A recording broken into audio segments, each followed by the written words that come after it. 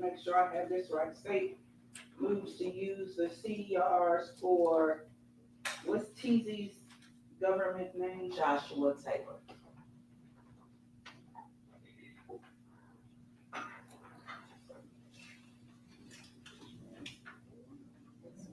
And the other person, Harry Lockhart. who's also referred to as Ham. Harry Lockhart. Harry, Harry. Harry.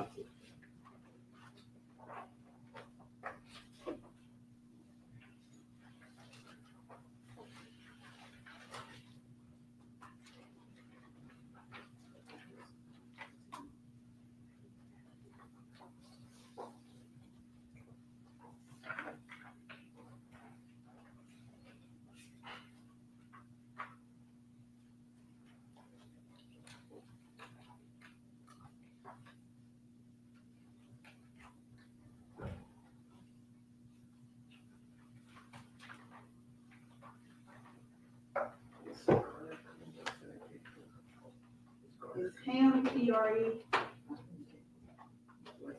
I have no idea. or, I don't believe so. I've seen no evidence of that. so Ham doesn't necessarily have an affiliation here? Correct. I was asking if Ham had an affiliation with PRE or CMG. No, nobody really knows. Okay, that's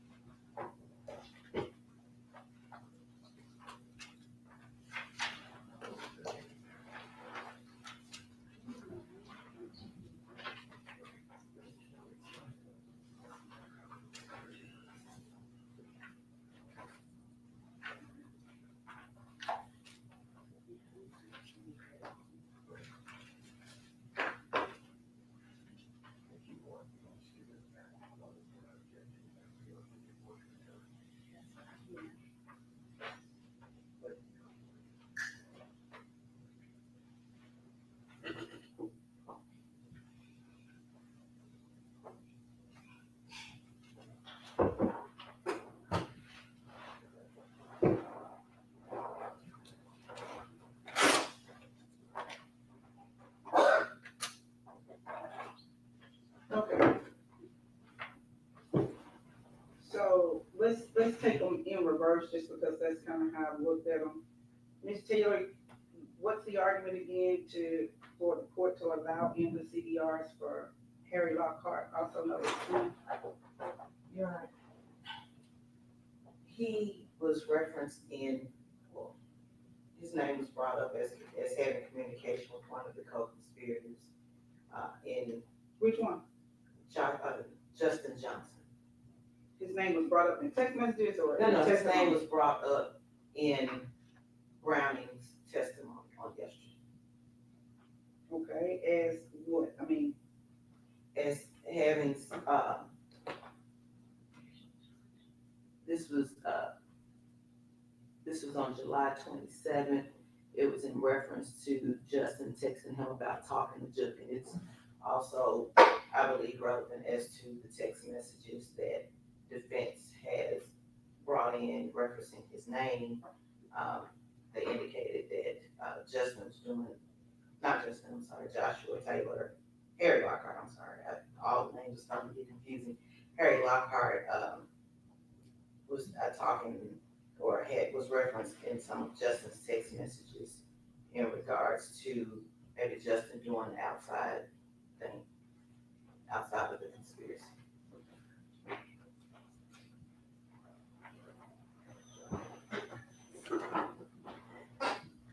And you said specifically on July 27th, Yes, Your Honor.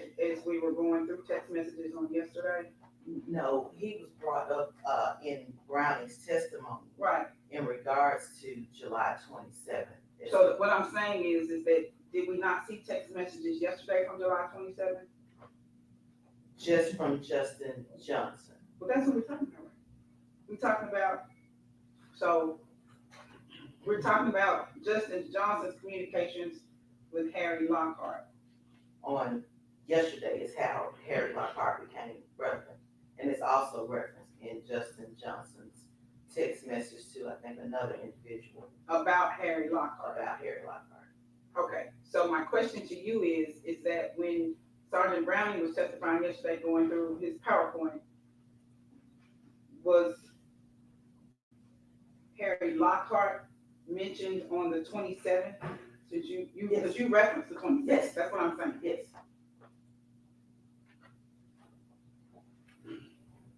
And you think it's relevant now, because I'm sure that's what your argument is going to be.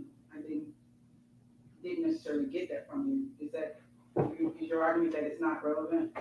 Yes, Your Honor, just like yesterday, it's just a passing reference in the text. There's no communication that we introduced to Right. him. And you suppressed that yesterday because that's the Well, whole point. I got that, and I agree with what I just read, that it is just passing here.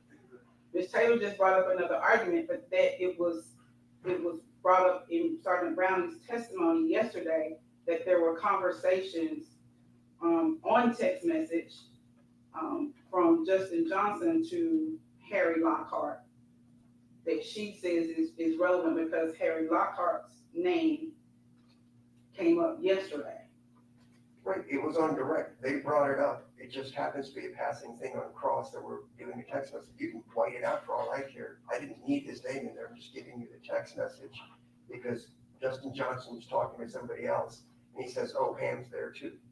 That's essentially all that is to it. It wasn't relevant and direct when they talked about it yesterday. We didn't bring it up. We didn't emphasize it. We didn't do anything. I don't even know what Ham has to do with the price of tea in China. But it's now in the text messages that you've entered. His name, That's to they say that you highlighted some text messages, okay? Right. That says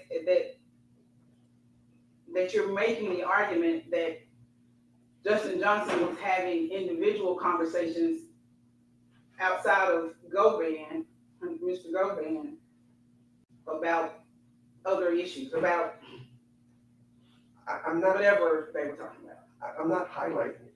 No, On you're highlighting, Well, it's in there, but Yeah. on direct, they brought it up, that Justin and I Johnson said. understand, but you've now highlighted it, and so, Ms. Taylor, what's your response that it's not relevant here, that it can be whited out as far as he's concerned? Well, now they want it whited out. They didn't do that yesterday and they could have done that then.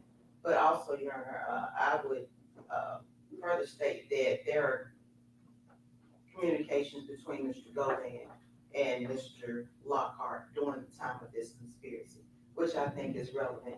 And if they're gonna bring it up that Justin, may have been doing some outside things, it's important for the jury to also know that Mr. Lockhart had communications with Mr. Govan. Judge, they brought up the communication between Justin Johnson and him. They brought it up in their text message. It was already there. So when I'm crossing in with some of these other text messages, that guy's name is referenced. We didn't bring any other specific text messages between Ham and Justin Johnson. They brought it up. It wasn't relevant to them yesterday when they went through a very lengthy direct examination. It's one of their slides out there that says Justin Johnson talked to him. They brought it up. I didn't even ask the name him. I just read the text message like you instructed me to do and you admitted this stuff. It has nothing to do with anything as far as that goes. They brought it up. And I'm just responding to that. It wasn't relevant in direct examination, but now it's relevant. What's your I mean, response? I reiterated that, the call records, they aren't coming in through another witness. These are self-authenticating documents that I feel are relevant to this trial, specifically to Mr. Govan. If their argument is gonna be, which they asserted several times yesterday, that Justin Johnson was going outside this and he was talking about Ham and referencing Ham and sending information about Juke to Ham, it's also relevant that Ham or Mr. Lockhart has communications with Govan. It's not outside of the scope of the conspiracy. Your Honor, they're conflating the issues. They brought up the fact that Justin Johnson was talking to Ham on direct examination outside the scope of the conspiracy. My text messages don't have any communication with Ham. It's through somebody else. If they want to bring in the TZ stuff, I agree. I put in a text between Justin Johnson and TZ. Got it. It's the same argument we went through yesterday on chat. They brought up the text. Now she's making it seem like we somehow manufactured something out there. They brought up the text, indirect, that Ham communicated with Justin Johnson.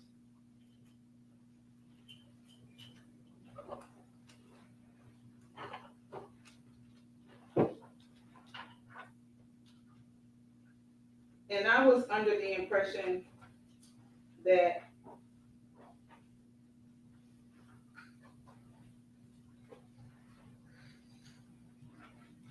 Ham was mentioned, and I'm looking at exhibit 26, that Ham was mentioned in this text message from Justin Johnson to TZ, Joshua Taylor.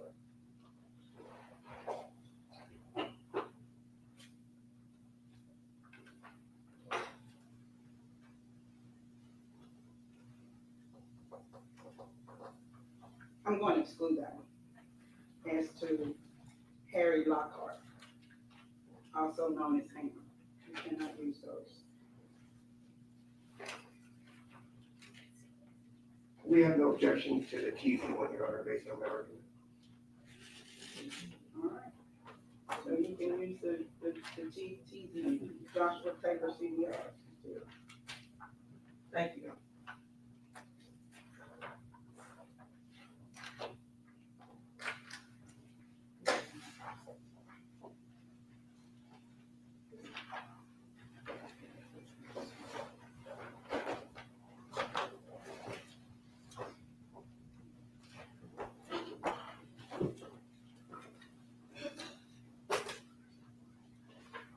Anything else? Not for Mr. Govan, Your Honor. Say it again. Nothing for Mr. Govan. I'm sorry.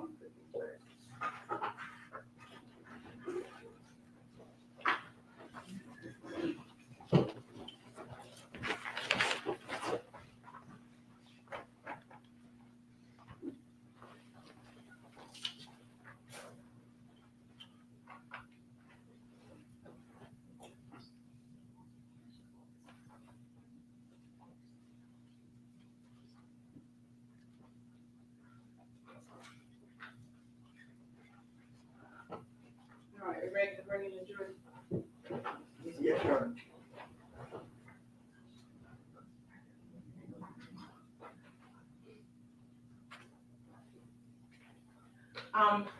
Is your medical examiner here? Yes, sure. I want to put her on. Well, I will just say I have no further questions for Sergeant Brown. Okay, I don't even know if he's here. yeah, he can be released and then bring in the medical examiner. And we'll just let the jury know that he's been released. And the CDR with the self-authenticated document we have there. We'll put that, let's get the medical examiner on here and then we'll put that in. Just finish those in the trash. Sure. Yes.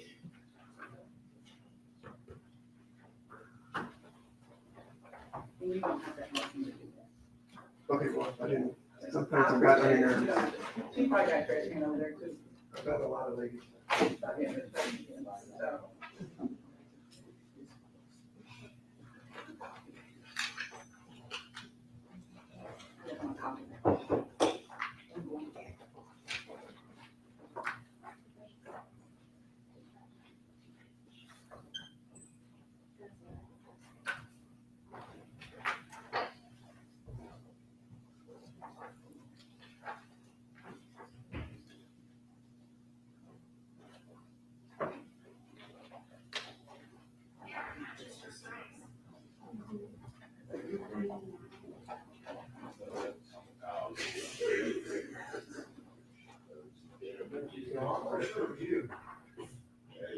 I guess. You're on the lead, so I'll have to go.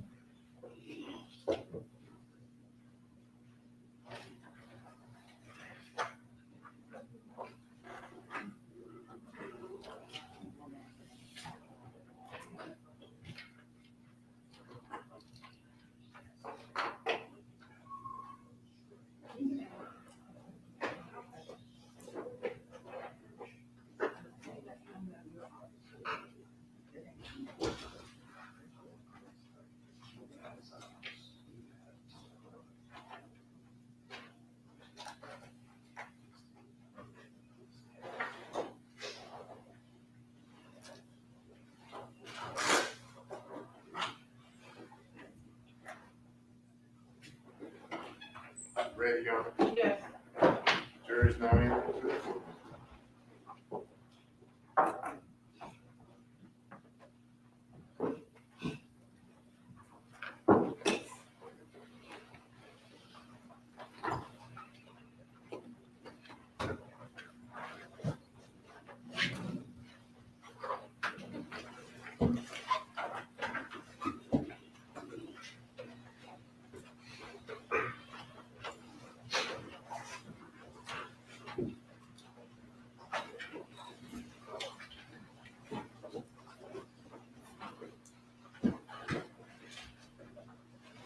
good morning. Morning.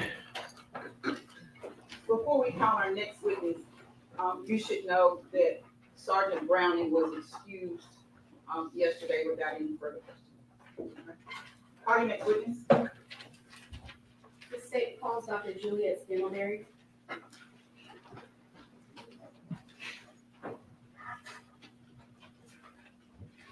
Stand right here, ma'am. Face you on the raise your right hand, please. Do you swear or affirm to tell the truth? I do. Have a seat.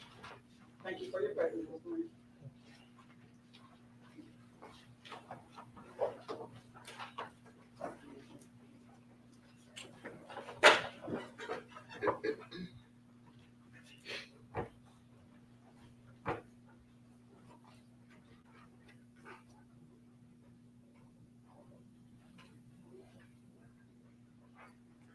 Good morning. Good morning. Could you state and spell your name for the record? My name is Dr. Juliet Scantlebury, Juliette, Scantlebury, Scantlebury, And where are you employed? at University of Tennessee, at a West Tennessee Regional Forensic Center. And what's your position? I'm an assistant medical examiner, How long have you been in that position? 6 years. And what does your job consist of? My job consists of performing medical legal autopsies to determine cause and manner of death in certain cases in this jurisdiction. I want to talk a little bit about your background. Could you tell the jury about your education? Yes. So I completed a Bachelor of Science in Biology at Howard University. Then I completed my medical degree at Howard University College of Medicine. My anatomic and clinical pathology residency was at Washington University in St. Louis. And then my last training was in Forensic Pathology Fellowship at Smoot University. And are you board certified? I am. And are you a licensed physician in Tennessee? I am. And could you tell the jury what is forensic pathology? So forensic pathology is a specialized branch of medicine that examines deceased persons to determine the cause and manner of death in a medical legal approach. So what does a forensic pathologist do? So a forensic pathologist performs autopsies based on the jurisdiction that they're working in to determine the cause and manner of death for certain types of cases that are under our purview. And what exactly is an autopsy? So an autopsy is an extensive examination of a deceased person, have an external examination and an internal examination of the body. So you look at everything from hair color, eye color, their body habitus, see if they have any scars, tattoos, that's external examination. And then the internal examination, depending on the level of autopsy, we'll look at all body cavities, we'll weigh all organs, we'll see if there's any fluid or any evidence of disease in any organs. And we also open the head and look at the brain, and we take certain fluids to be able to test to determine by toxicology or histology to determine, and with all that together, we determine what most likely caused the death for a person if we do an autopsy. So Dr. Scantlebury, are there different stages of an autopsy? Yes. And what are those stages? Okay, autopsy itself is looking at the body, but starts from the investigation. So an investigator will give us the information, and the information we get from the investigator determine what type of autopsy we need to do. And if they're determined that a full autopsy needs to be performed, we might need x-rays, we do that first. Someone will help take all the clothing off, if there are any, take necessary pictures, necessary measurements of the body, the height, weight, and any other identifying characteristics on the body, and then move on to the internal part, and that's where we'll make an incision to open up the body cavity to see the internal cavity and see all the organs and any changes that might have happened that might be related to death or otherwise. And have you performed an autopsy before? I have. About how many would you say? Over 2,000, I stopped counting after that. So could you explain to the jury, what does cause of death mean? So cause of death is the immediate reason that led to a person's death. So it may have different ways of saying, so if it's natural, it will be what medical disease led to the person's death, or if there's any kind of injury that caused the person to no longer be alive. And is that different from manner of death? Yes. How is it different? So manner of death is the classification of that type of death it was. So it will be how you would want to classify the death. So there are 5 manners of death in this jurisdiction. It may vary in places, but here there's natural, accident, suicide, homicide, and undetermined. And have you ever testified about your findings from an autopsy you did? Yes. And have you ever been qualified as an expert witness in the area of forensic pathology? I have. And have you been qualified in the courts of this county and other counties? I have. Where have you been qualified before? Illinois, Missouri, and Tennessee. Your Honor, I tendered Dr. Scantlebury as an expert in forensic pathology and asked that she be allowed to state her opinions as to a reasonable degree of certainty, medical certainty. No objection. The court will, find that Dr. Scantlebury, is an expert in the area of forensic pathology, therefore she can testify as to how many of the opinions as to that matter. Thank you. Dr. Scantlebury, I want to ask you about a specific autopsy. Did you perform an autopsy for an Adolph Thorne Jr.? I did. Okay. And do you recall when this autopsy was performed? Yes. When was it performed? November 18th, 2021. Okay. And during the course of conducting this autopsy, did you also take pictures of Mr. Thorne's body? Pictures were taken.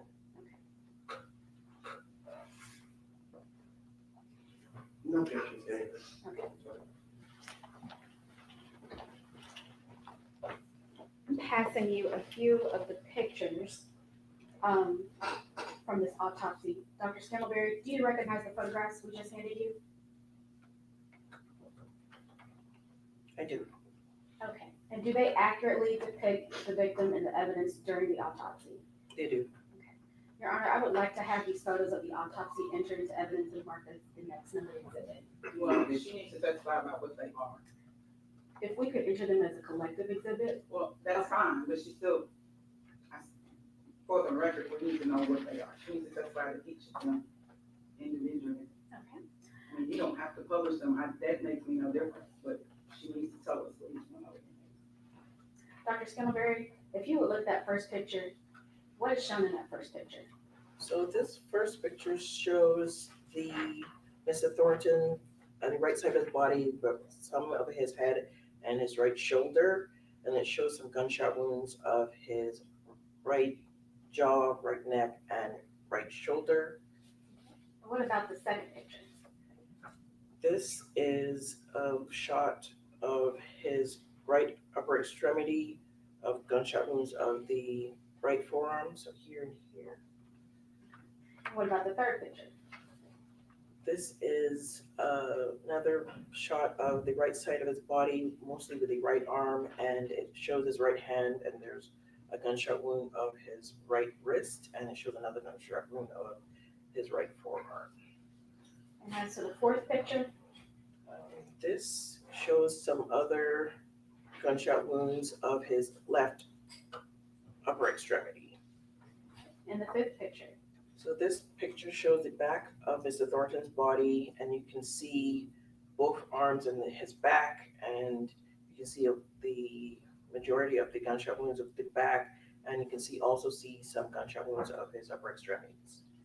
And the sixth picture, This is another picture showing the same thing, but it was taken from the left side of the body, showing gunshot wounds of the back and upper extremities. and the seventh picture, This is a closer view of the gunshot wounds of the back from the left side of the body. and the eighth picture, This is an overall view of the bullet fragments that were recovered from the right jaw from Mr. Thornton. and the ninth picture, These are bullet fragments from the torso from Mr. Thornton, pictures of bullet fragments. and the 10th photo, This is shows a picture of the remote bullet from the left thigh. and the 11th, This is a remote bullet from the right lobe of the liver. and the 12th, This is a bullet core fragment from the right chest. the 13th, This is a bullet from the lower mid back.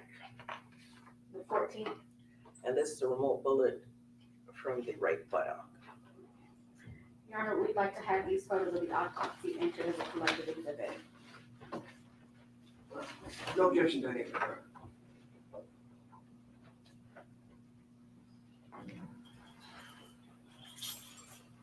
We're gonna make this a collective exhibit.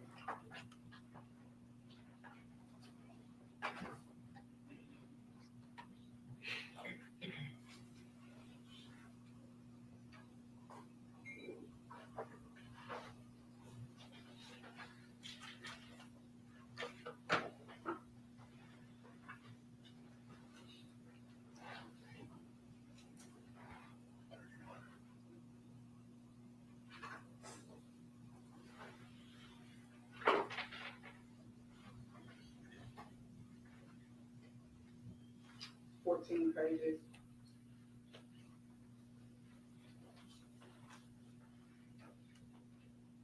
The first 7 pages are multiple pictures of Mr. Thornton's body with multiple gunshot wounds. The next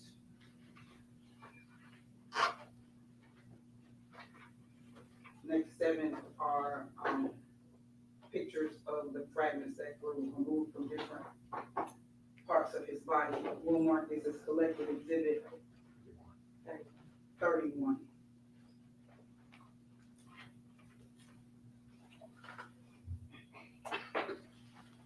Thank you. May we have permission to publish? Yes.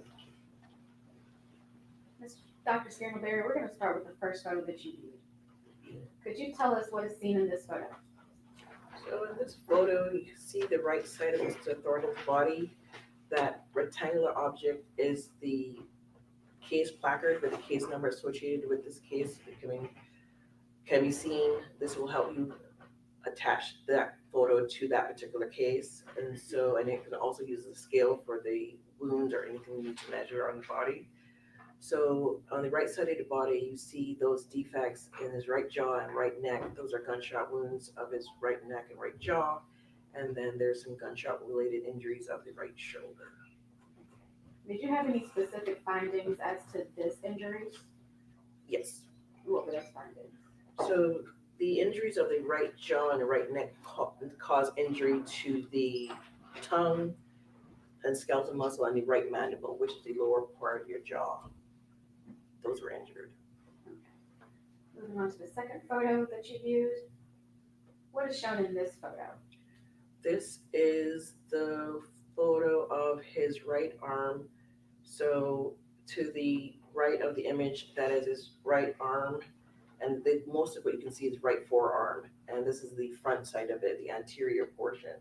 You can see those two large defects are gunshot wounds. Were there exit wounds on this part of his body? Not that one. Those are kind of graze or tangential wounds. Moving on to the third picture. And what is shown? I'm sorry. I'm sorry. What is shown in this picture? This is a photo of the right side of the body, and you can see a gunshot wound in the right wrist. And another defect a little earlier, smaller defect. Moving on to the fourth picture. Could you tell the jury what we see in this photo? So this is a photo of Mr. Thornton's left forearm, and it shows a gunshot wound and some gunshot related injuries of the left forearm. Moving on to the fifth photo. What do we see in this photo? So this is the backward view of Mr. Thornton. His head is to the right and his feet are to the left of the photo. And you can see his arms, you can see some of the same gunshot wounds you saw in previous photos, but on the back view, you can see the overall view of the gunshot wounds of the back. Okay. And moving on to the sixth photo. This is similar, but from the left approach of the body, you can see its overall view of the gunshot wounds of the left back, of the back. And the seventh photo that you viewed? This is a closer view of the gunshot wounds of the back from the left side of the body. Okay. So in total, how many gunshot entrance wounds were there on Mr. Thornton? Definitive gunshot entrance wounds, 20. And were there any exit wounds? Definitive exits, 4. Okay. And moving on to the eighth photo. What do we see in this photo? So these are bullet fragments of the right jaw. These are all the larger fragments that were able to be recovered from those wounds that you saw in the right neck and jaw. And that was from the first photo that we viewed? Yes. Okay. And the ninth photo? These are fragments recovered from the torso. Okay. And the 10th? This is a remote bullet from the left thigh. All right, and the 11th photo? This is a remote bullet from the right lobe of the liver. Okay. And the 12th photo? This is a bullet core fragment recovered from the right chest. And the 13th photo? This is a bullet from the lower mid back. And the 14th photo, what do we see here? This is the underside of a bullet base that was remote, that was recovered from the right buttock. Can you describe to the jury, what is a remote bullet? So remote is people use different words can say remote or old, but I choose to use remote. Remote means it's a bullet that is related to a previous injury or previous shooting, not the shooting that led to their death in this case. It's happened before. Okay. And how many, or do you recall how many remote bullets you might have found? There were 3. So, Dr. Scantlebury, within a reasonable degree of medical certainty, did you render an opinion as to Mr. Thornton's cause of death? I did. And what was that opinion? gunshot wounds of the head, neck, and torso. And did you render an opinion as to the manner of death? I did. And what was that opinion? Homicide. Your Honor, I will pass the witness. No questions, Your Honor. Thank you, Dr. Scantlebury. Thank you, Dr.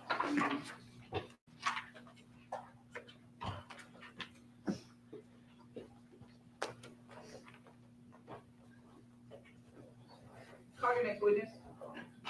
Your Honor, that is the state's proof, with the exception of the, Go ahead and read that.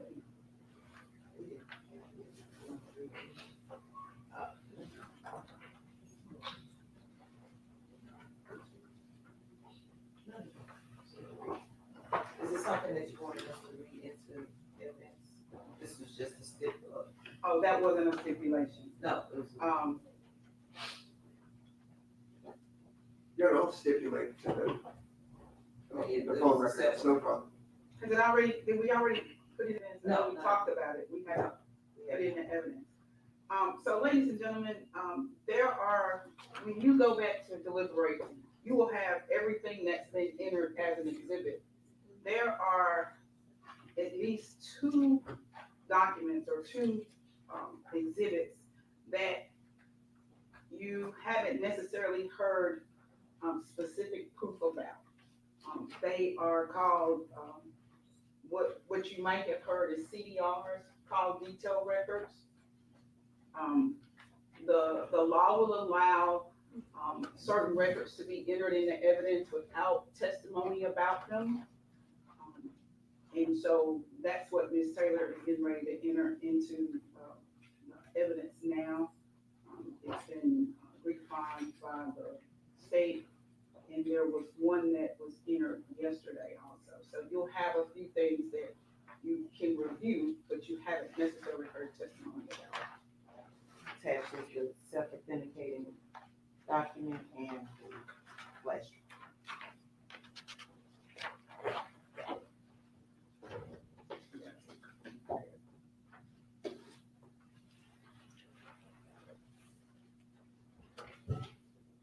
Now, this is,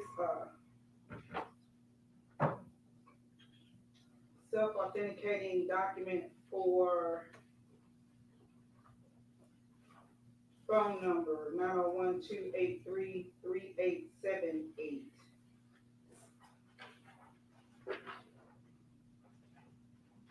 From T-Mobile, attested to by a Joe Rico. Also, I have here is a zip drive, a blue zip drive that has Joshua Taylor's name on the outside of the envelope, and it has CDR. So these are the call detail records for one Joshua Taylor. Let's enter this as collective exhibit 32.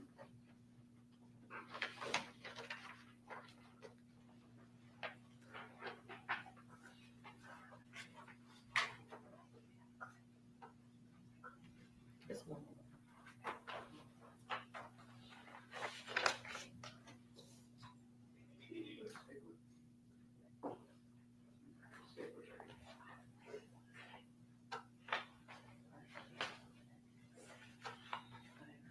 So Ms. Taylor, do you officially want to rest or? In front of that is the state's proof. Thank you. Ladies and gentlemen, we need to take a brief break. We're coming back in just a few minutes. You haven't heard all the proof. Continue to do what I know you've been doing, which is not talking about this case. Give us a few minutes, we got a few legal things to take care of, and we'll call you back in just a few minutes.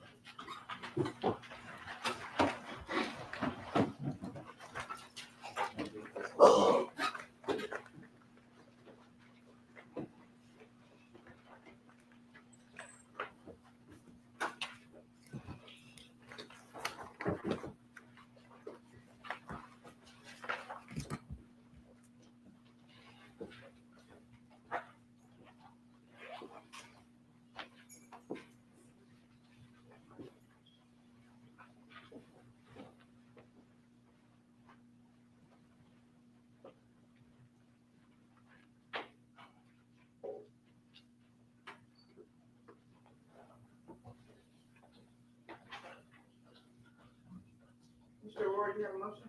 Yes, Your Honor, I was moving for a directed verdict, understanding that Mr. Cornelius has given some statements about it, that he was ordered to do it. I don't know if that rises to the level of a conspiracy or agreement amongst the parties.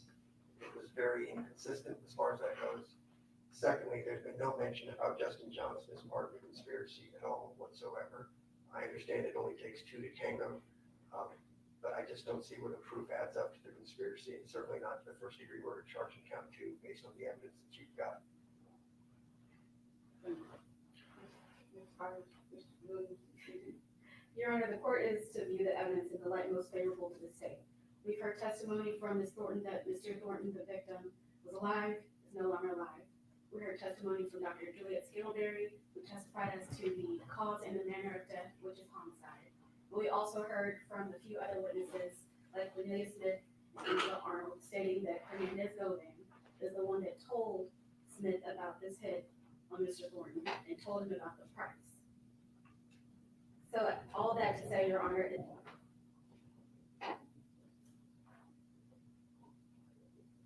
and also, Your Honor, that Justin Johnson was involved and was a part of it. So all that to say, the state would argue that there is enough for a reasonable jury to conclude guilt.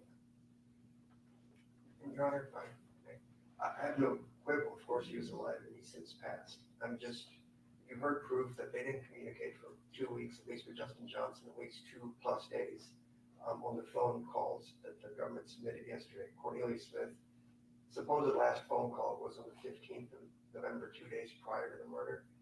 It was for 0 seconds, and then there was that code 11 that Garner talked about, might have been voicemail, that was 40 seconds. We know for a fact that he didn't talk to Justin Johnson based on the phone records for at least 2 weeks prior to the shooting. You're being asked to make a lot of supposition here based on what Cornelia Smith said. Cornelia Smith also said there was no plan. He got a call that morning, they got there, and they were just riding around doing whatever. Now, the fact that somebody 3 to 4 months prior to that fact said to you there may be a price on somebody's head, and was it Justin Johnson? I'm sorry, was it Govan or was it Joe? You've heard both things from the same witnesses have said it both ways in uncontroverted evidence. And so I'm not sure, how do you have a plan when I say, hey, there's a hit on these people? Some point in the future they killed them, now I'm on the hook for it. I just don't see how that makes a conspiracy. Generally, there's been meeting in minds as to how, who, what, when, where. Nothing happened. It was just a generic, if you believe Cornelius. 4 months prior to the shooting, there was a generic statement that, hey, there's a hit on these guys and you can get paid. Anything else? No, Your Honor. In the light most favorable to the state, the court has heard from different witnesses. There has been some conflicting testimony. However, the court thinks that the state has made a prima facie case for both conspiracy to commit first-degree murder and first-degree murder, and it's a jury question. So I'm going to deny your motion.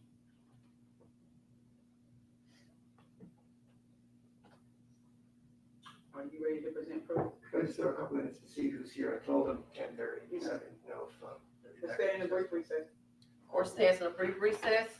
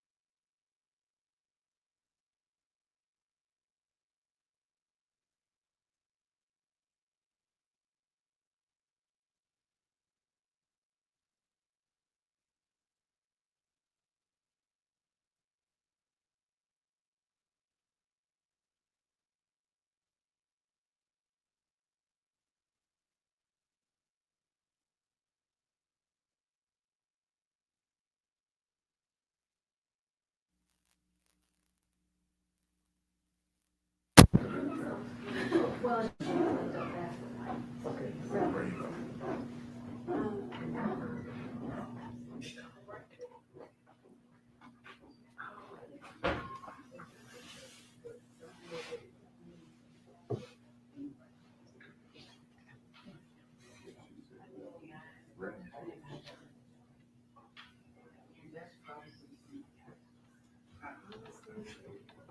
I messed this up.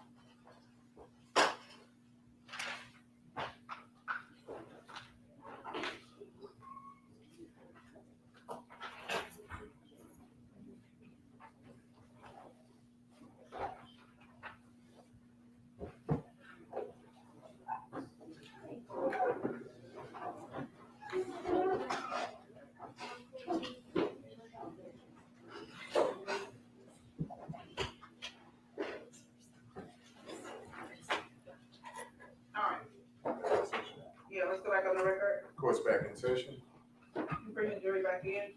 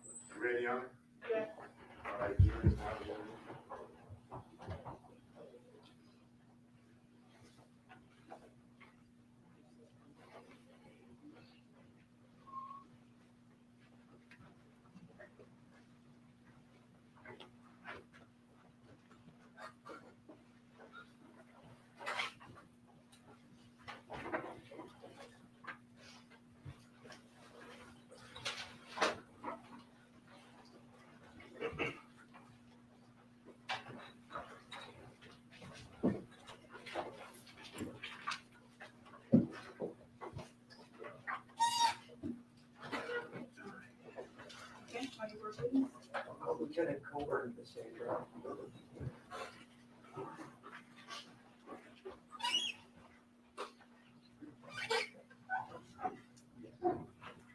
Stand right here, sir. Raise your right hand facing the other. Do you swear or affirm to tell the truth? Yes, ma'am.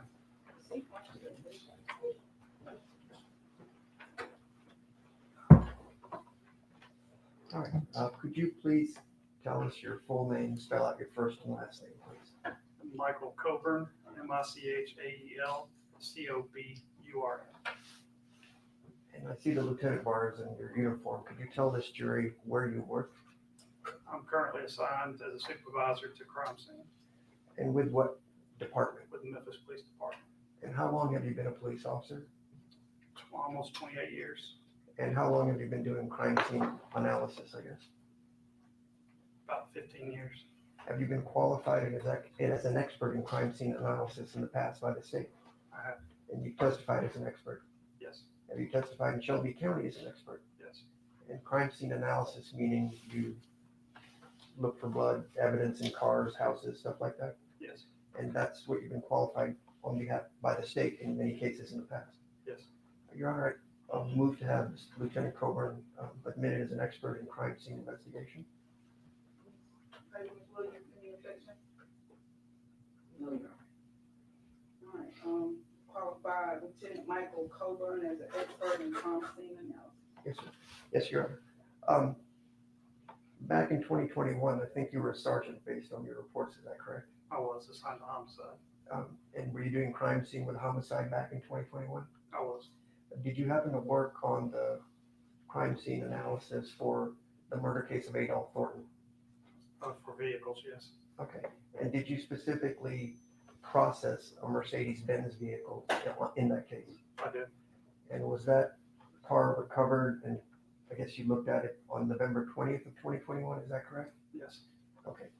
I'm going to show you a few photos that have previously been marked into evidence and just make sure that's the same car, okay? Okay. My other lawyer, Robert, will do that. We're going to put in Exhibit 11 that's previously been marked and entered. I know it's a little bit of a distance shot. Does that look like a Mercedes that you processed? Yes. Next, please.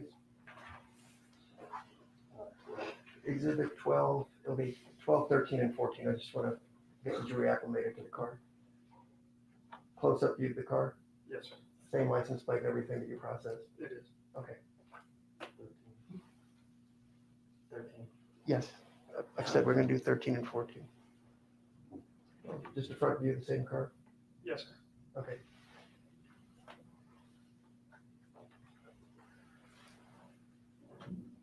Same thing? Yes. And then where do you process the car? At 475 Clank, it's a warehouse. Okay. So I guess it gets towed over to the police warehouse? Yes, sir. All right. With regards to processing the car, can you tell the jury what exactly you do? But primarily, we document evidence, collect evidence. When we process it, we usually process for prints, touch DNA, and just evidence like clothing or something, anything the investigator is looking for. You also look for blood. Yes, You also look for evidence of somebody trying to clean up the crime scene. sure. So with regards to this Mercedes, I think they used to call it luminol, and that's what you hear on TV, but it's Blue Star now, right? That's what you guys use to look for trace evidence? They've used Blue Star because luminol requires more darkness than Blue Star does. All right. And Blue Star was used in this case? It was, All right. So without getting into the nuts and bolts, you process this car with Blue Star? correct. And if I were to tell you that a witness has said that he took a towel, put a bunch of bleach on it, and wiped the car down, is there any evidence of that in this case? No. And you would see that with aluminol, that there's bleach and things like that, where somebody's trying to clear a crime scene. Yes, sir. Okay, because otherwise people could get away with anything. Correct. Did not happen with regards to this car. No, sir. So if I said under oath, I got bleach, put it on a towel, wipe that car down, complete lie. Yes. Thank you. No more questions.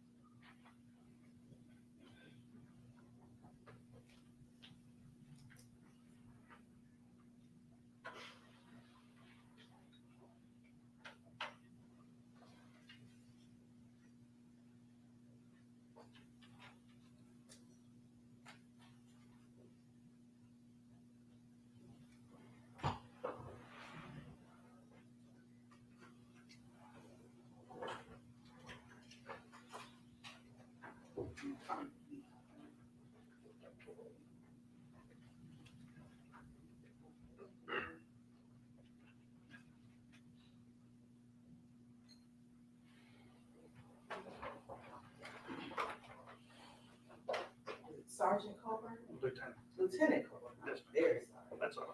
Lieutenant Coburn, you processed, the white Mercedes, is that correct? Correct. You found several prints outside of the car, is that correct? I did. You didn't find any prints on the front passenger, outside of the vehicle, is that correct?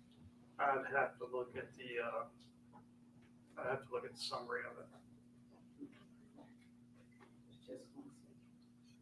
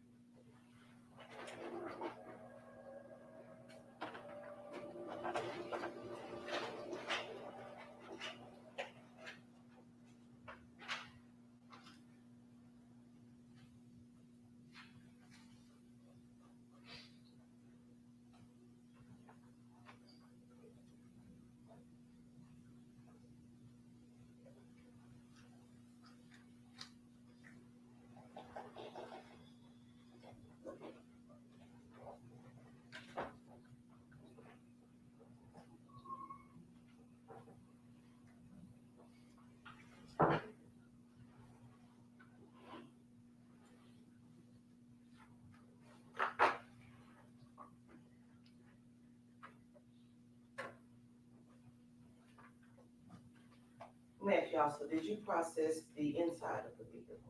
I did. Did you find any prints of value inside of the vehicle? I couldn't say without looking at the narrative.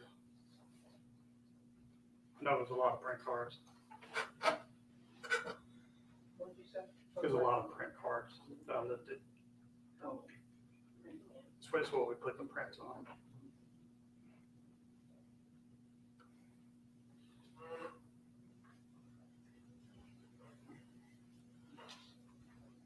No further questions. No more questions. Thank you, Dennis. Call your next witness. Call Miss Vivian Ferguson, Your Honor. She would need some help getting up this steps. Thank you.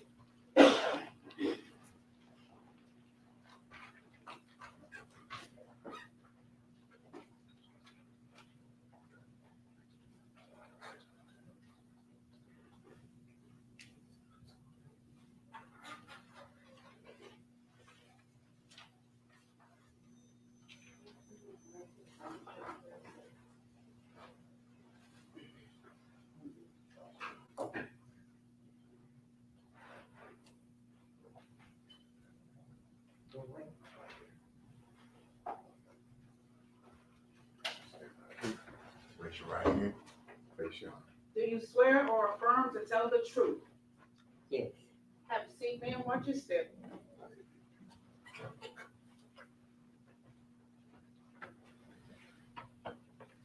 Good morning, Ms. Ferguson. Would you tell the jury your name and could you spell it for me? My name is Vivian Banks Ferguson. And could you spell that just because the court reporter needs to get it right? Which one? Your first name, middle name, and last Vivian. name. Capital V-I-V-I-A-N. B as in boy, A-N-K-S, Banks. Ferguson, capital F-E-R-G-U-S-O-N. And Ms. Ferguson, how old are you? 80. Okay, we're never supposed to ask that question, so I apologize. Do you live next to Cornelius Smith Sr.?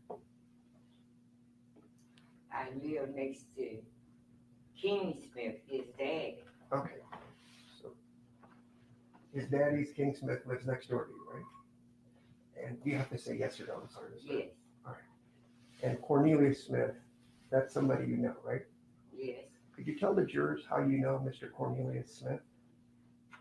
He's a young man that lived next door, and the only reason I had to came in contact with him, he always would do nice things for me. Like when I go shopping, he always would get my grocery out the car and bring it in the house for me. That was good for me because I was tired. So that's not only that, that's the only time that he come around. If I needed something done, I could ask him, and he would do it. And if he charged me, I would pay him. but he never charged me for anything. To me, he was a nice kid.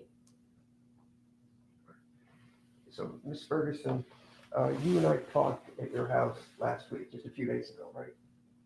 You'll have to say yes or no. Yes, All right. And I also asked you, if Cornelius Smith said a few years ago, that somebody came by your house to give you $500 for him, would that be true or false? that would not be true. All right. So if Mr. Cornelius Smith said under oath that, like, you're like a grandmother to him, right?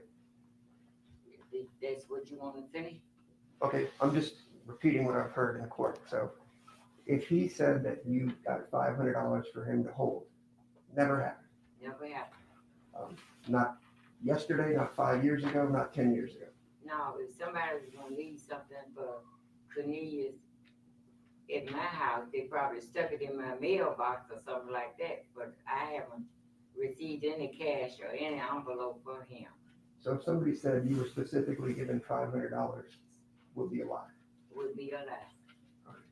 And I'm really sorry to call you. I know the last time you came to court was talking about your son's murder, so I 100% apologize. I know you were very upset outside. So thank you for your honesty.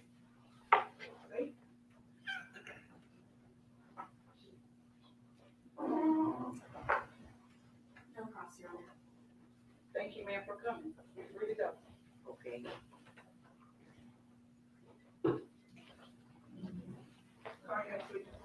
I don't have any more witnesses, Judge. We're gonna run. All right. Ladies and gentlemen, we have come to that juncture where you have heard all of the proof, but there's still one more piece left that you don't have, and that is the law that you're going to get from me. So give us a few minutes, and we'll get back with you. So please don't discuss this shit, okay? Thank you. Jury excused.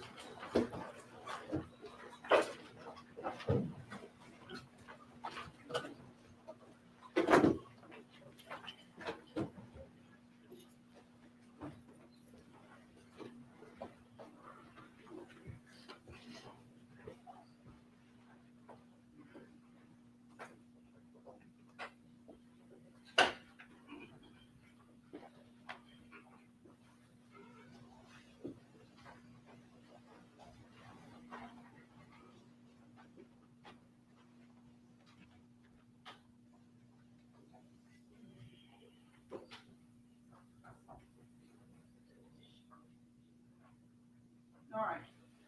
The only thing I have to do, Judge, is once we get that exhibit worked out that we were talking about, I'll move that into evidence. I didn't want to.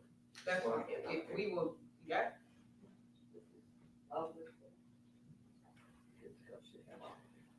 right, let me get the stipulation signed. that's fine. Make sure I get it correctly. Where's ours?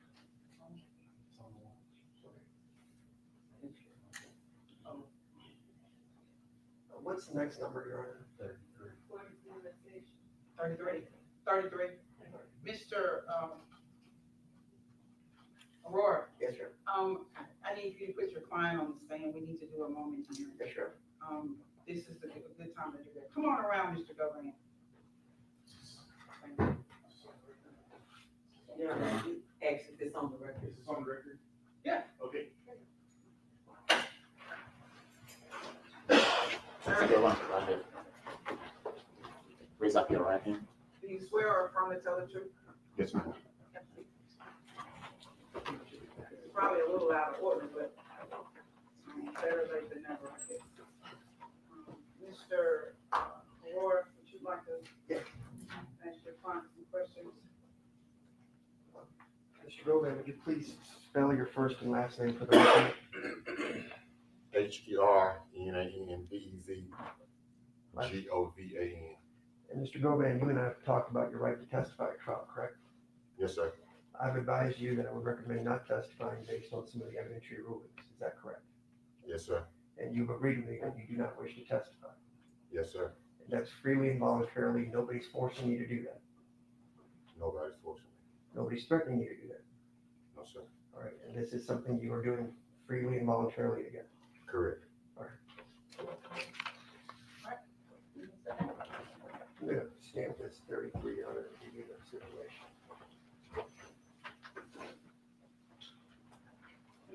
safety. I'm just gonna get the sticker on it.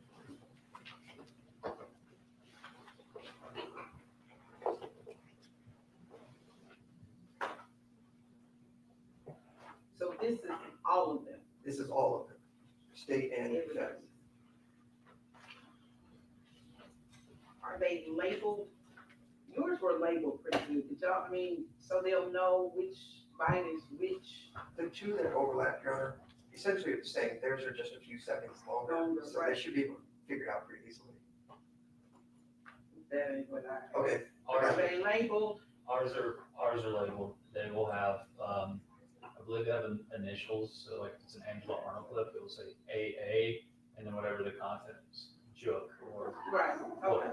As long as they're labeled somehow, they're just not just clips with nothing they're other than a they're bunch of numbers on them. Yeah, they're labeled so I can find them, so same. All right, this is, order stipulating to the police interview, sound bites that were testified to on yesterday, by, witness Angela Arnold. Angela Arnold, Cornelius Smith, and also the detective. We played parts of sound bites from the interviews for all three of them, Your Honor. Okay. Yeah, Detective Browning, I'm sorry, I said Smith, it was Browning. And the stipulation reads, that whereas there having been presented to me the Honorable Jennifer Johnson Mitchell, Judge of Division 10 of the Criminal Court of Tennessee, 30th Judicial District at Memphis for the purpose of trial, sound bites from police interviews with witnesses. The sound bites are stipulated by the Assistant District Attorney and Attorney for Defendant Hernandez, Govan, and shall be entered into the evidence by this agreement, signed by Assistant District Attorney and Attorney for Defendant. The sound bites are captured on a black zip drive in a brown envelope that I'm going to place on here.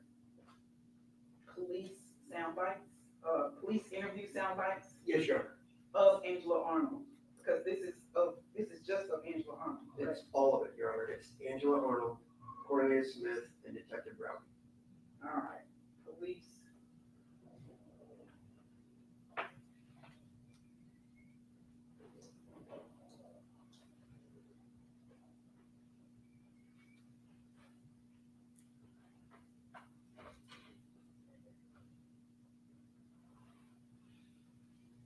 Of Angela Arnold, Cornelius Smith, and who's the third person? Detective Browning, Your Honor.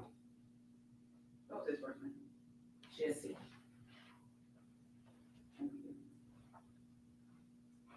All right, I put just that on the police sound bites of A. Arnold, C. Smith, and Detective J. Brown.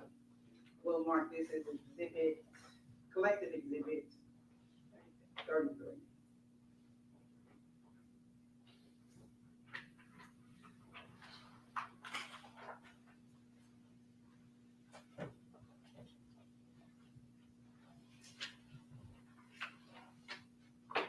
Put that back here, because I need to keep this working. Just leave it right there. All right. Have you had an opportunity to look at the jury charge? All right, well, you need to take a few minutes, because we're gonna charge this jury, looks like after lunch. That'll give us time to, you review it, and then we'll come back and talk about it on the record, and make sure it includes everything it needs to include, and make sure it doesn't have anything in it that doesn't need to be in there. And that'll give me time to get it printed, and, I'll charge them after lunch, probably about 1:30. And just to give you a heads up, the only thing we would ask is the accessory after the fact charge. That was the only thing I didn't see in there. Okay. It's 3.03.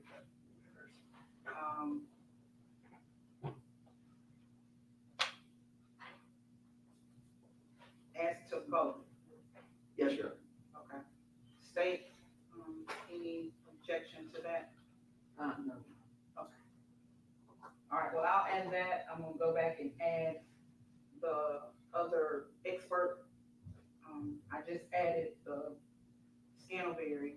I'm gonna add the guy who just testified. Add the stipulation. You know, look at it, tell me What else I've left out? Just look at it, let me know, okay? We'll stay in recess. What's in recess? You said 1 o'clock, Fred? No, not for y'all. Okay. I need to know, probably within the next 30 minutes or so, if you think the charge is complete. I need to know what you think about the charge. I think we're all good except for what we just mentioned. Okay. So you have reviewed it? Yes, we reviewed it last night. Oh, okay. But so, no, let's say 12 o'clock for lawyers, so we can make sure it looks like it should look. And then we'll, probably recess to 1:30, because I think lunch is coming somewhere in that time period, okay? Let's stay in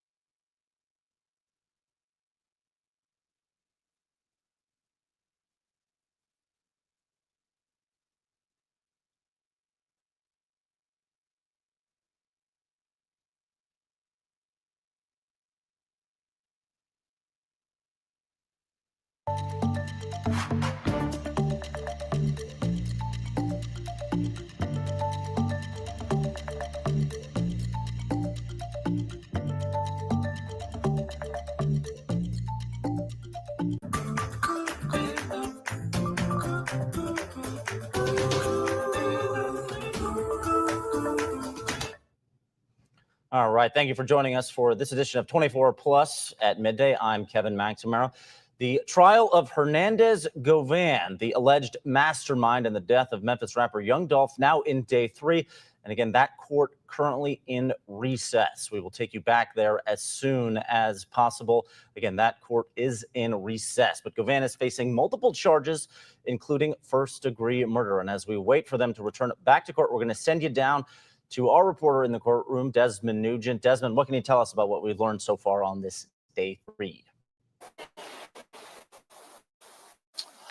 Kevin, let me bring you up to date on what's going on at this particular time. As you just said that they are in recess at this time. But before that even happened, the defense had a couple of witnesses. One of the key witnesses that they presented, which is Lieutenant Michael Colburn. He is with the Memphis Police Department. He is part of the crime analysis department, and he says he was working that Young Dolph murder investigation back in November 2021.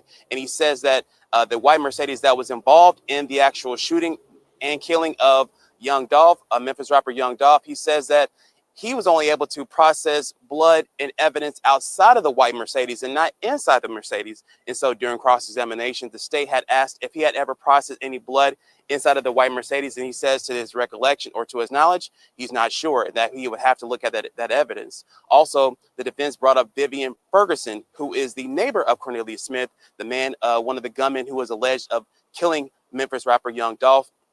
Outside of Makita's Cookies, the restaurant where he had unfortunately passed away. And he also, Miss Ferguson had said that she had only had positive interactions with Cornelius Smith. She said that he would do nice things for him.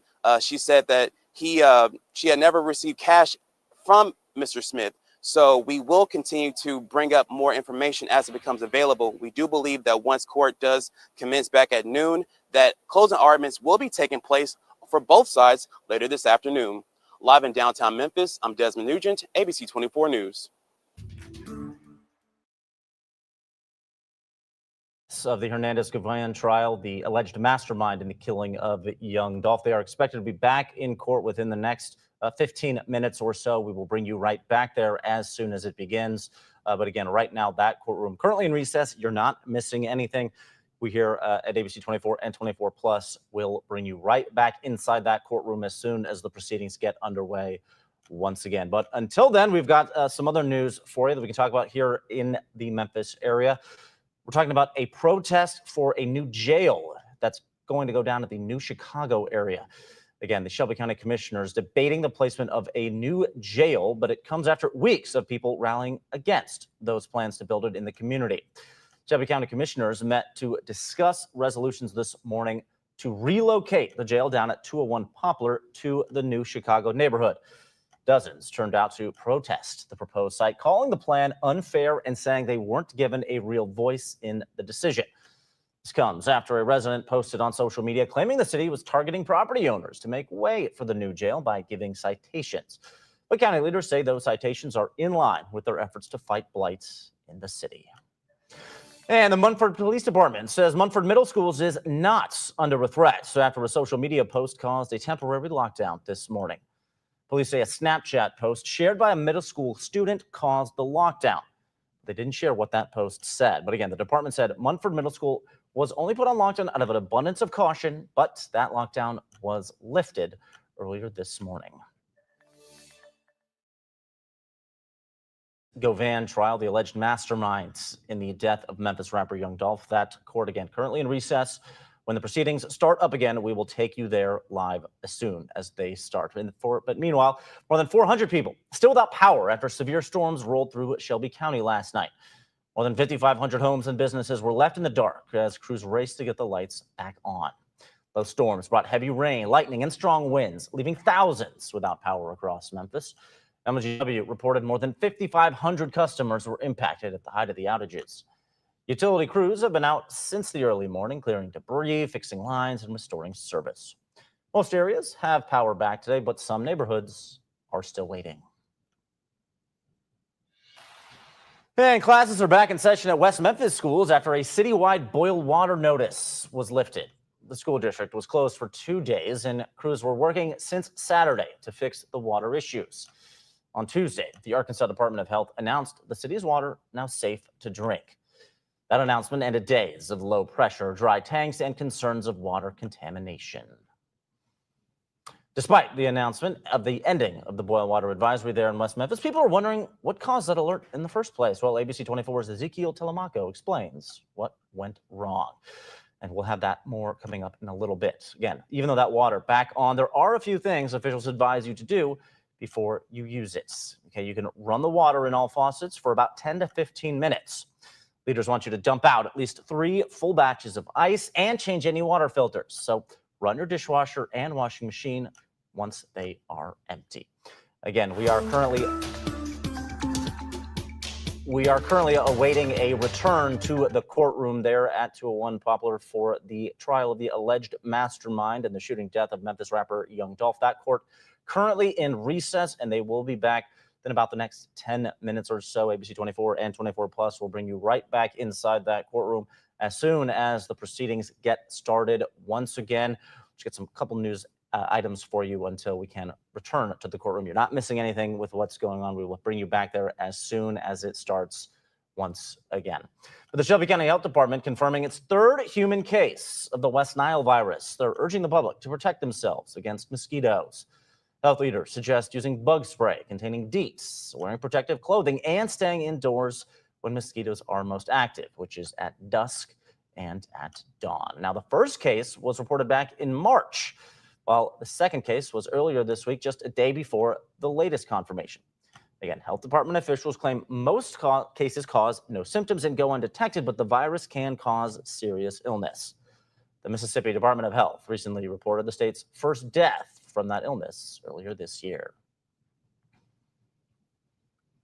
TBI confirming a missing 77-year-old man from Whitehaven found safe. Joe Mason reported missing on Monday after he had left his house near Davis Cove. Mason was found today, just 2 days after MPD issued a silver alert. So good news there.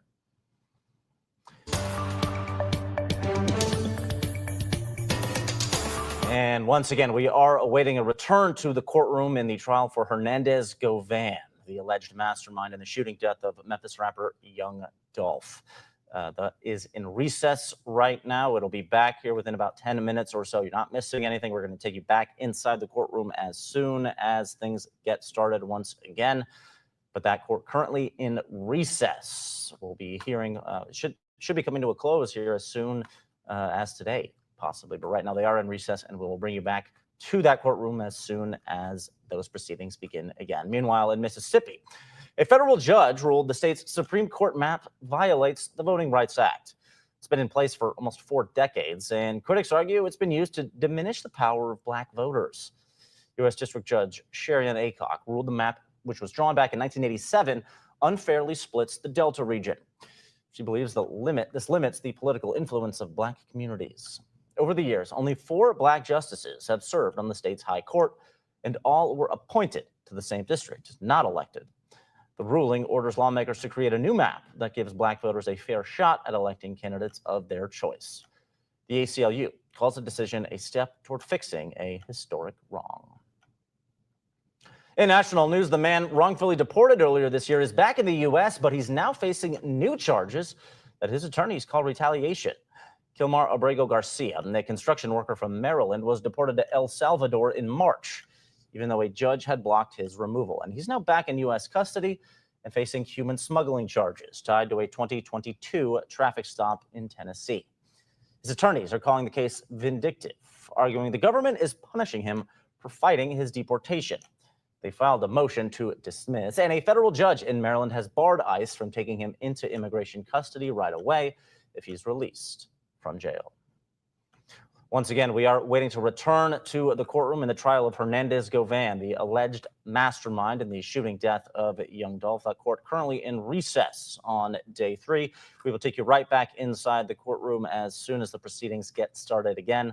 Don't worry, you're not missing anything. Meanwhile, President Trump focusing more of his attention on the Smithsonian Museum, and he's requesting big changes. ABC's John Carl has the story.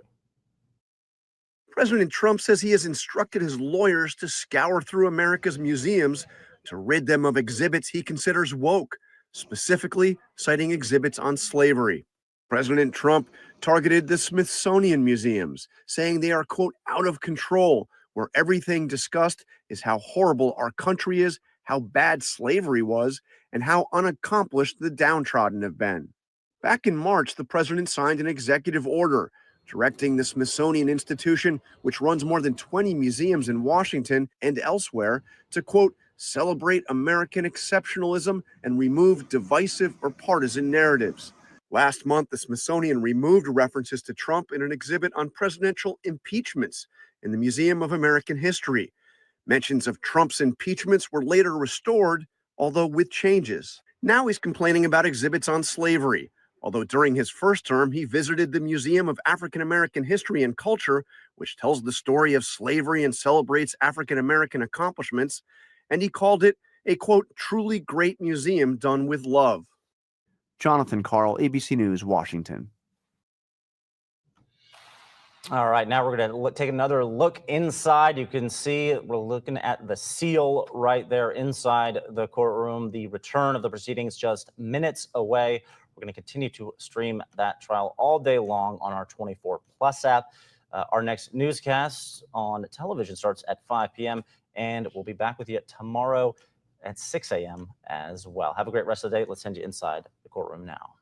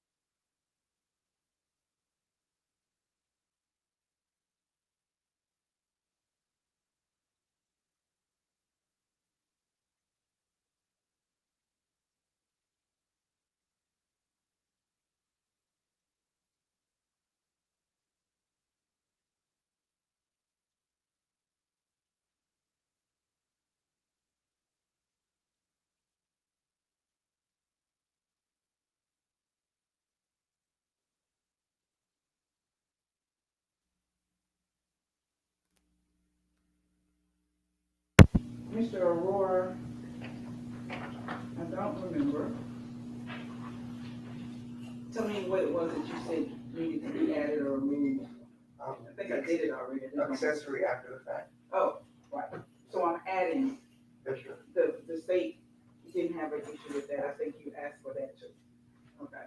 The state also asked that I include solicitation to vote the conspiracy and murder. Okay. So I am adding those. Do we need all the lesser included if I just want to go in the indictment, or is that just something? Well, it's, I can't go all or nothing? no, Okay. can't do all or nothing. Court of Appeals might not like that if they have to review it. Even if I waive it? Yeah, because the state, we wouldn't do so. I mean, if y'all agree, Yeah. if you agreed, I think I might be able to get away with it, but Okay. somebody's gonna be unhappy with that. One party or the other is gonna be unhappy, like, let's just ask for those legends included, so. So I'm adding solicitation to both the conspiracy and first degree murder. And I'm adding, accessory after fact to both also. On page 5,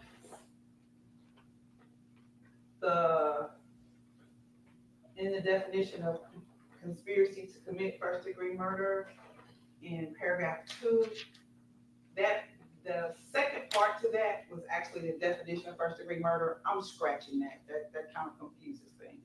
So paragraph 2 will read that each of the parties to the conspiracy had the intent to commit the offense of first degree murder. Okay.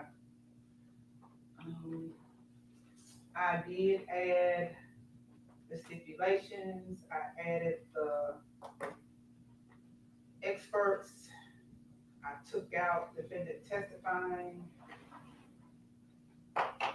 So let's go back to, I guess, for it to be complete.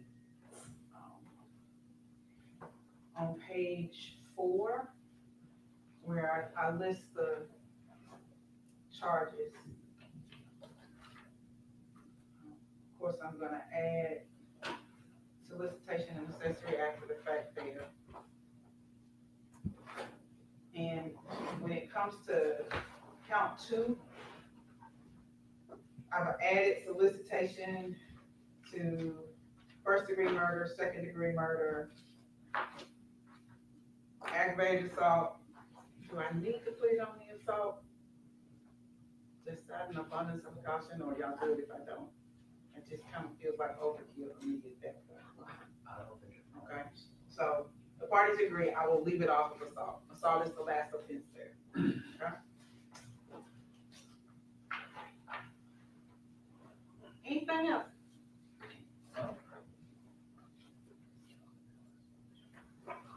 Yes, sure. We skipped my mind about a mere presence instruction. A who? Mere presence instruction As to the conspiracy, as to the conspiracy. it's in a definition somewhere. Where did I read it? Thank you. Hold on, let me. It's part of a definition. I think it's probably in the conspiracy definition. Okay, if it's there, that's fine. Hold on, let me. Page 18. Page 18, there it is. Page 18.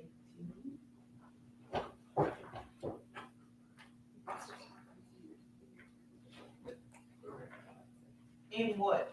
Because now I've added a bunch of stuff. What is it a part of? So it's under the criminal responsibility for conduct of another section, right above accomplice.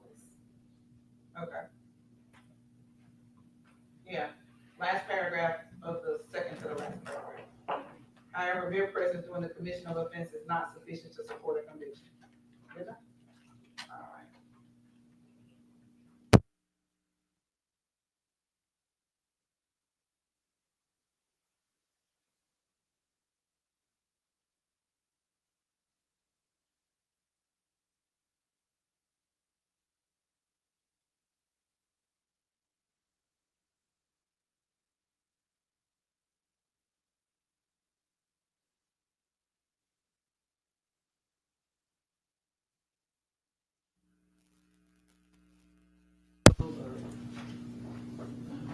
just a hard no. Just a hard no. All right. And then between closings, we'll need a second to switch to That's fine. a little. That's fine. Do I need to put a time limit on closing arguments? Probably don't. But I just need everybody to be reasonable. Yeah, I'm hoping it's not that long. You've been pretty fairly reasonable throughout. I haven't had to clear my throat or look at you hard, so. That's what I was keeping back to you. Right. I think I know of ways to get your attention, and I don't want to have to do that. I don't want to go long. And I'm gonna give you the opportunity to present your case. I'm not getting ready to step on that. Just, when I start hearing the same things over and over again, I get restless, and that's just. If I'm doing that, then I've really screwed it up. Right. Okay. Well, good. So, let's stand in recess till 1:30. What's in recess to 1:30? All right, thank you.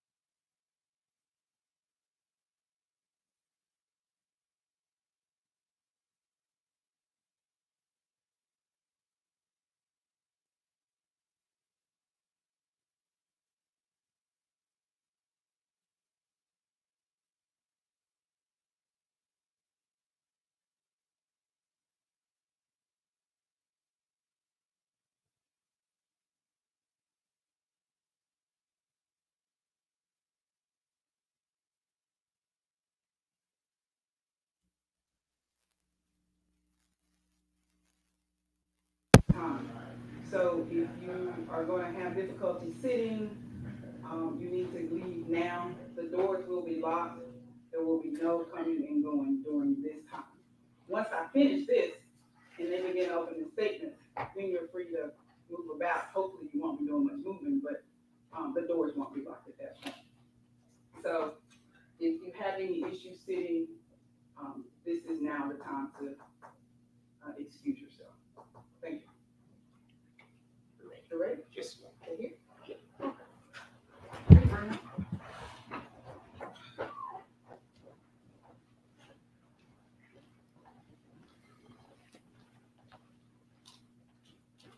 Officer Murphy, you can lock the door.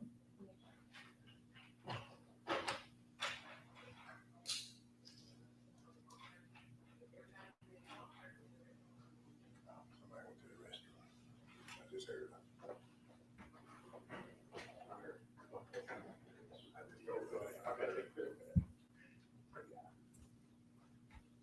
Everybody was ready. That one person ran to the restroom. Always one person.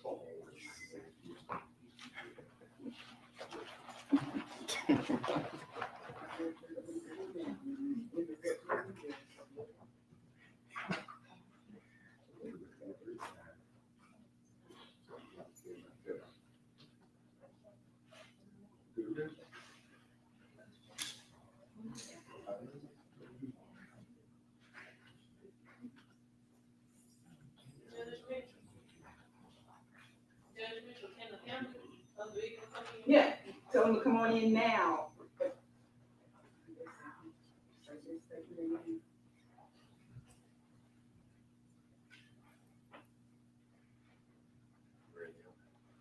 Yes.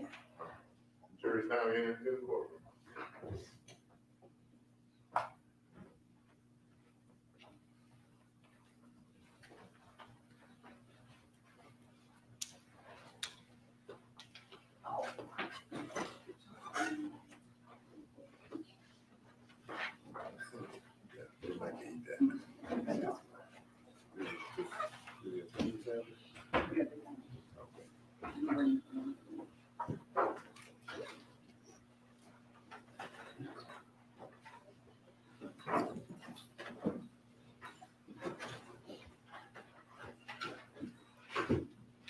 You guys had a big lunch.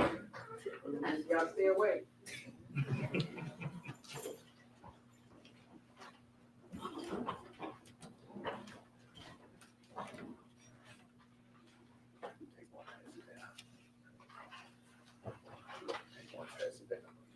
Are there any family or anybody over here, as far as you know, out there off the market? Okay. Those of you who just joined us in the audience, I am preparing to read the jury charge. It's lengthy. It's gonna take me about 15 minutes or so to read it. If you're going to have difficulty sitting still during this time, I ask you to excuse yourself now. You're welcome to come back in once the lawyers start their closing arguments. But there will be no movement during this time. I'll read the instructions to the jury. The doors will be locked. There won't be any in and out.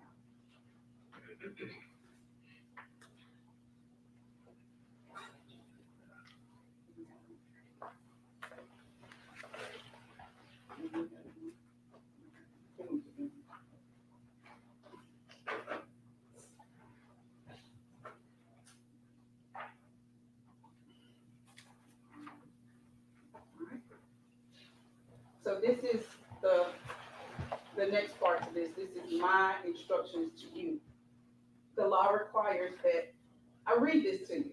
I don't want to insult anybody's intelligence. I believe everybody can read, but the law does require that you hear it and hear it all at the same time. So I must read it all to you.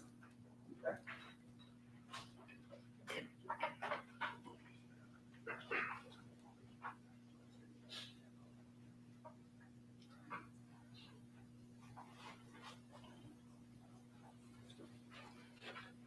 State of Tennessee versus Hernandez, Govan. Members of the jury, the evidence in the case has been completed, and it is now my duty to instruct you as to the law.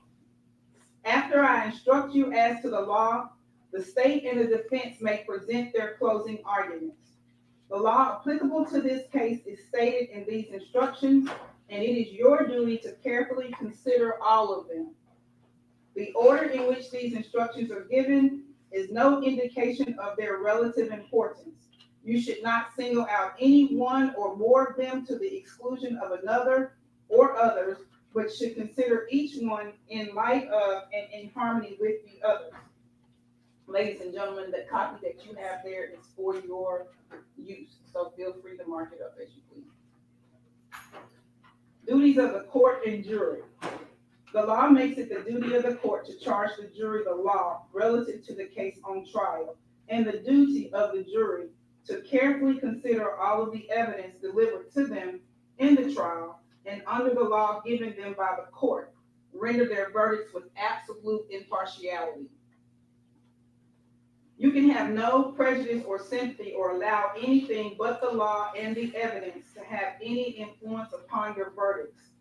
You must render your verdicts with absolute fairness and impartiality as you think justice and truth dictate.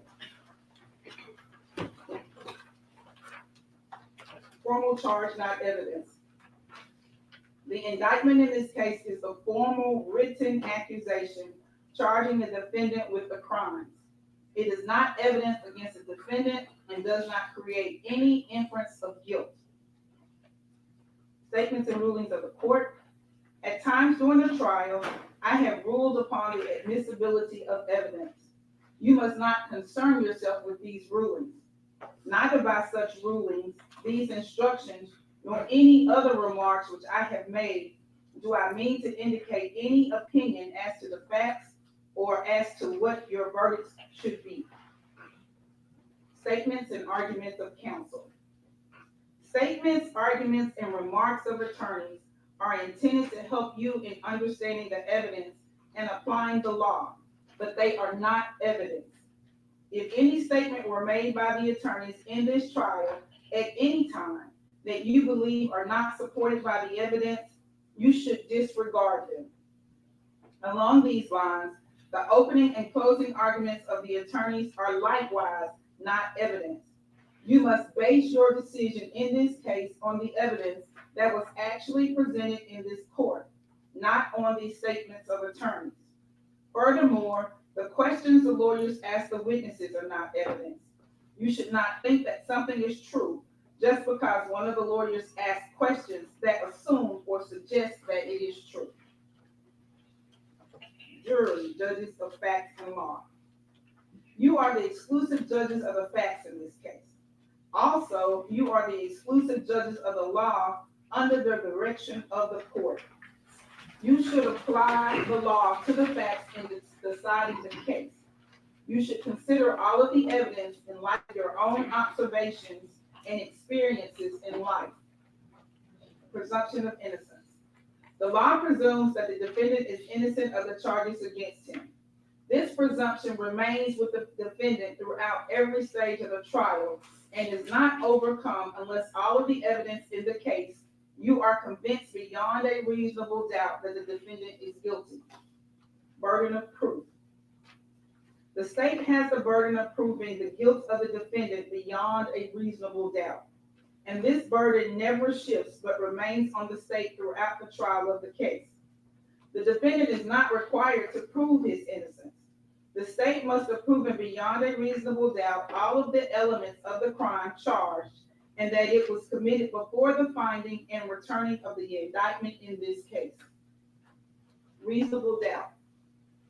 Reasonable doubt is that doubt engendered by an investigation of all the proof in the case and an inability after such investigation to let the mind rest easily as to the certainty of guilt. Absolute certainty of guilt is not demanded by the law to convict of any criminal charge, but moral certainty is required.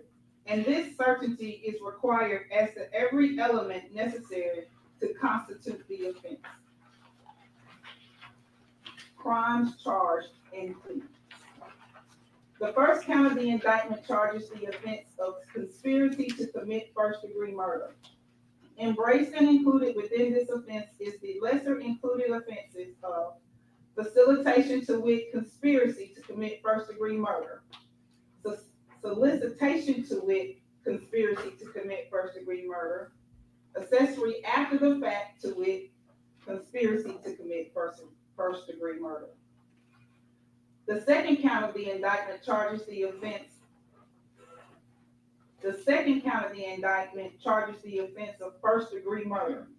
Embraced and included within this offense are the lesser included offenses of second-degree murder, facilitation to wit, first-degree murder, solicitation to wit, first-degree murder, facilitation to wit, second-degree murder, solicitation to wit, second-degree murder, aggravated assault, facilitation to wit, aggravated assault, solicitation to wit, aggravated assault, accessory after the fact to wit, first-degree murder, assault.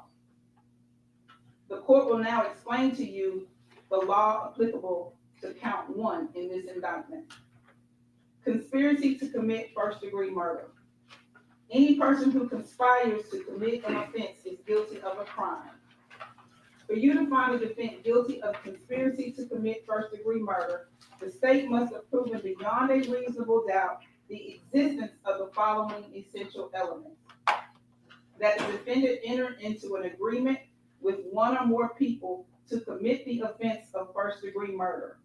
It is not necessary that the object of the agreement be attained, and that each of the parties to the conspiracy had the intent to commit the offense of first-degree murder, and that each party acting for the purpose of promoting or facilitating the commission of the offense of first-degree murder agreed that one or more of them would engage in conduct which constitutes the offense of first-degree murder, and that one of the parties to the conspiracy committed an overt act in furtherance of the conspiracy. An overt act is an act done by one of the parties to carry out the intent of the conspiracy, and it must be a step toward the execution of the conspiracy. Intent means that a person acts intentionally when it is the person's conscious objective or desire to cause the death of the alleged victim. Conspiracy is a continuing course of conduct which terminates when the objectives of the conspiracy are completed or the agreement that they be completed is abandoned by the person and by those with whom the person conspired. The objectives of the conspiracy include, but are not limited to, escape from the offense, distribution of the proceeds of the offense, and measures other than silence for concealing the crime or obstructing justice in relation to it. Abandonment of a conspiracy is presumed if neither the person nor anyone with whom the person conspired does any overt act in pursuance of the conspiracy during the applicable period of limitation. If an individual abandons the agreement, the conspiracy is terminated as to that person only if and when the person advises those with whom the person conspired of the abandonment, or the person informs law enforcement authorities of the existence of a conspiracy and of the person's participation therein. Facilitation to wit, conspiracy to commit first-degree murder. Any person who commits the offense of facilitation to wit, conspiracy to commit first-degree murder is guilty of a crime.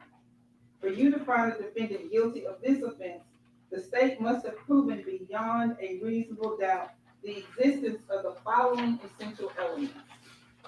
That the defendant knew that another person intended to commit the specific felony of facilitation to wit, conspiracy to commit first-degree murder, but did not have the intent to promote or assist the commission of the offense or to benefit in the proceeds or results of the offense. And that the defendant furnished substantial assistance to that person in the commission of first-degree murder, and that the defendant furnished such assistance knowingly. Conspiracy to commit first-degree murder has been defined on pages 4 and 5 for you. Knowingly means that a person acts knowingly with respect to the conduct or to circumstances surrounding the conduct when the person is aware of the nature of the conduct or that the circumstances exist. A person acts knowingly with respect to a result of the person's conduct when the person is aware that the conduct is reasonably certain to cause the result. The requirement of knowingly is also established if it is shown that the defendant acted intentionally. Intent means that a person acts intentionally with respect to the nature of the conduct or to a result of the conduct when it is the person's conscious objective or desire to engage in the conduct or cause the result. Solicitation to wit, conspiracy to commit first-degree murder. Any person who solicits or attempts to solicit another to commit an offense is guilty of a crime. For you to find the defendant guilty of solicitation, the state must have proven beyond a reasonable doubt the existence of the following essential elements: that the defendant, by means of oral, written, electronic communication, directly or through another, intentionally commanded, requested, hired another to commit the offense of conspiracy to commit first-degree murder, with the intent that the offense of conspiracy to commit first-degree murder be committed. Intentionally, intent means that a person acts intentionally when it is the person's conscious objective or desire to cause the death of the alleged victim. Accessory after the fact, to wit, conspiracy to commit first-degree murder. Any person who commits the offense of accessory after the fact is guilty of a crime. For you to find the defendant guilty of this offense, the state must have proven beyond a reasonable doubt the existence of the following essential elements: that the defendant knew or had reasonable grounds to believe that Justin Johnson and Cornelius Smith committed first-degree murder, a felony, and that the defendant acted with the intent to hinder the arrest, trial, conviction, or punishment of Justin Johnson and Cornelius Smith, and that the defendant provided or aided in providing Justin Johnson and Cornelius Smith with any means of avoiding arrest, trial, conviction, or punishment. Knowing means that a person acts knowingly with respect to the conduct or to circumstances surrounding the conduct when the person is aware of the nature of the conduct or that the circumstances exist. A person acts knowingly with respect to a result of the person's conduct when the person is aware that the conduct is reasonably certain to cause the result. The requirement of knowingly is also established if it is shown that the defendant acted intentionally. Intent means a person acts intentionally with respect to the nature of the conduct or to a result of the conduct when it is the person's conscious objective or desire to engage in the conduct or cause the result. The court will now explain to you the law applicable to count 2 in the indictment. First-degree murder. A person who commits the offense of first-degree murder is guilty of a crime. For you to find the defendant guilty of this offense, the state must have proven beyond a reasonable doubt the existence of the following essential elements: that the defendant unlawfully killed the alleged victim, Adolph Thornton Jr., and that the defendant acted intentionally.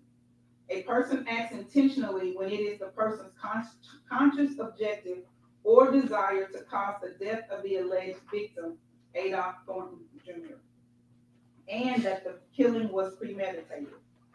A premeditated act is one done after the exercise of reflection and judgment. Premeditation means that the intention to kill must have been formed prior to the act itself. It is not necessary that the purpose to kill pre-exists in the mind of the accused for any definite period of time. The mental state of the accused at the time he allegedly decided to kill must be carefully considered in order to determine whether the accused was sufficiently free from excitement and passion as to be capable of premeditation. If the design to kill was formed with premeditation, it is immaterial that the accused may have been in a state of passion or excitement when the design was carried into effect. Furthermore, premeditation can be found if the decision to kill is first formed during the heat of passion, but the accused commits the act after the passion has subsided. Second-degree murder. Any person who commits second-degree murder is guilty of a crime. For you to find the defendant guilty of this offense, the state must have proven beyond a reasonable doubt the existence of the following essential elements: that the defendant unlawfully killed the alleged victim, Adolph Thornton Jr., and that the defendant acted knowingly. Knowingly means that a person acts with an awareness that his conduct is reasonably certain to cause the death of the alleged victim. The requirement of knowingly is also established if it is shown that the defendant acted intentionally. Intentionally means that a person acts intentionally when it is the person's conscious objective or desire to cause the death of the alleged victim. Facilitation to wit, first-degree murder. Any person who commits the offense of facilitation to wit, first-degree murder is guilty of a crime. For you to find a defendant guilty of this offense, the state must have proven beyond a reasonable doubt the existence of the following essential elements: that the defendant knew that another person intended to commit the specific felony of first-degree murder, but did not have the intent to promote or assist the commission of the offense or to benefit in the proceeds or the results of the offense, and that the defendant furnished substantial assistance to that person in the commission of first-degree murder, and that the defendant furnished such assistance knowingly. First-degree murder is previously defined on page 10. Knowingly means that a person acts knowingly with respect to the conduct or to circumstances surrounding the conduct when the person is aware of the nature of the conduct or that circumstances exist. A person acts knowingly with respect to a result of the person's conduct when the person is aware that the conduct is reasonably certain to cause the result. The requirement of knowingly is also established if it is shown that the defendant acted intentionally. Intent means that a person acts intentionally with respect to the nature of the conduct or to a result of the conduct when it is the person's conscious objective or desire to engage in the conduct or cause the result. Facilitation to wit, second-degree murder. Any person who commits the offense of facilitation to wit, second-degree murder is guilty of a crime. For you to find a defendant guilty of this offense, the state must have proven beyond a reasonable doubt the existence of the following essential elements: that the defendant knew that another person intended to commit the specific felony of second-degree murder, but did not have the intent to promote or assist the commission of the offense, or to benefit in the proceeds or results of the offense, and that the defendant furnished substantial assistance to that person in the commission of second-degree murder, and that the defendant furnished such assistance knowingly. Second-degree murder is previously defined on page 11. Knowingly means that a person acts knowingly with respect to the conduct or to circumstances surrounding the conduct when the person is aware of the nature of the conduct or that circumstances exist. A person acts knowingly with respect to a result of the person's conduct when the person is aware that the conduct is reasonably certain to cause the result. The requirement of knowingly is also established if it is shown that the defendant acted intentionally. Intent means that a person acts intentionally with respect to the nature of the conduct or to a result of the conduct when it is the person's conscious objective or desire to engage in the conduct or cause the result. Solicitation to wit, first-degree murder. Any person who solicits or attempts to solicit another to commit an offense is guilty of a crime. For you to find a defendant guilty of solicitation to wit, first-degree murder, the state must have proven beyond a reasonable doubt the existence of the following essential elements: that the defendant, by means of oral, written, electronic communication, directly or through another, intentionally commanded, requested, hired another to commit the offense of first-degree murder with the intent that the offense of first-degree murder be committed. Intentionally intent means that a person acts intentionally when it is the person's conscious objective or desire to cause the death of the alleged victim. Solicitation to wit, second-degree murder. A person who solicits or attempts to solicit another to commit an offense is guilty of a crime. For you to find a defendant guilty of solicitation to wit, second-degree murder, the state must have proven beyond a reasonable doubt the existence of the following essential elements: that the defendant, by means of oral, written, electronic communication, directly or through another, intentionally commanded, requested, hired another to commit the offense of second-degree murder with the intent that the offense of second-degree murder be committed. Intentionally, intent means that a person acts intentionally when it is the person's conscious objective or desire to cause the death of the alleged victim. Aggravated assault. Any person who commits the offense of aggravated assault is guilty of a crime.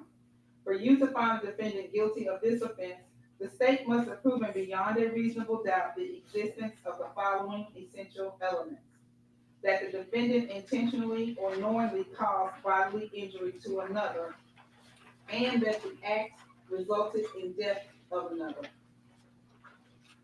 Bodily injury includes a cut, abrasion, bruise, burn, or disfigurement, and physical pain or temporary illness or impairment of the function of a bodily member, organ, or mental faculty.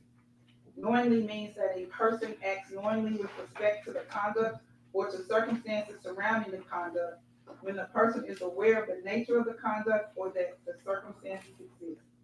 A person acts knowingly with respect to a result of the person's conduct when the person is aware that the conduct is reasonably certain to cause the result.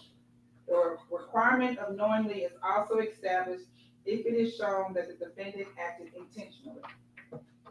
Intentionally means that a person acts intentionally with respect to the nature of the conduct or to a result of the conduct when it is the person's conscious objective or desire to engage in the conduct or cause the result. Facilitation to wit, aggravated assault. Any person who commits the offense of facilitation to wit, aggravated assault is guilty of a crime. For you to find the defendant guilty of this offense, the state must have proven beyond a reasonable doubt the existence of the following essential elements: that the defendant knew that another person intended to commit the specific offense of aggravated assault, but did not have the intent to promote or assist the commission of the offense or to benefit in the proceeds or results of the offense, and that the defendant furnished substantial assistance to that person in the commission of first-degree murder, and that the defendant furnished such assistance knowingly. Aggravated assault has been previously defined on page 15. Knowingly means that a person acts knowingly with respect to the conduct or to the circumstances surrounding the conduct when the person is aware of the nature of the conduct or that the circumstances exist. A person acts knowingly with respect to a result of the person's conduct when the person is aware that the conduct is reasonably certain to cause the result. The requirement of knowingly is also established if it is shown that the defendant acted intentionally. Intent means that a person acts intentionally with respect to the nature of the conduct or to a result of the conduct when it is the person's conscious objective or desire to engage in the conduct or cause the result. Solicitation to wit, aggravated assault. Any person who solicits or attempts to solicit another to commit an offense is guilty of a crime. For you to find a defendant guilty of solicitation to wit, aggravated assault, the state must have proven beyond a reasonable doubt the existence of the following essential elements: that the defendant, by means of oral, written, electronic communication, directly or through another, intentionally commanded, requested, hired another to commit the offense of aggravated assault with the intent that the offense of aggravated assault be committed. Intentionally, intent means that a person acts intentionally when it is the person's conscious objective or desire to cause the death of the alleged victim. Accessory after the fact to wit, first-degree murder. Any person who commits the offense of accessory after the fact is guilty of a crime. For you to find the defendant guilty of this offense, the state must have proven beyond a reasonable doubt the existence of the following essential elements. That the defendant knew or had reasonable grounds to believe that Justin Johnson and Cornelius Smith committed first-degree murder, a felony, that the defendant acted with the intent to hinder the arrest, trial, conviction, or punishment of Justin Johnson and Cornelius Smith, and that the defendant provided or aided in providing Justin Johnson and Cornelius Smith with any means of avoiding arrest, trial, conviction, or punishment. Knowing means that a person acts knowingly with respect to the conduct or to circumstances surrounding the conduct when the person is aware of the nature of the conduct or that the circumstances exist.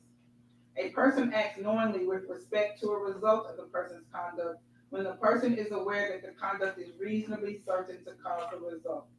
The requirement of knowingly is also established if it is shown that the defendant acted intentionally.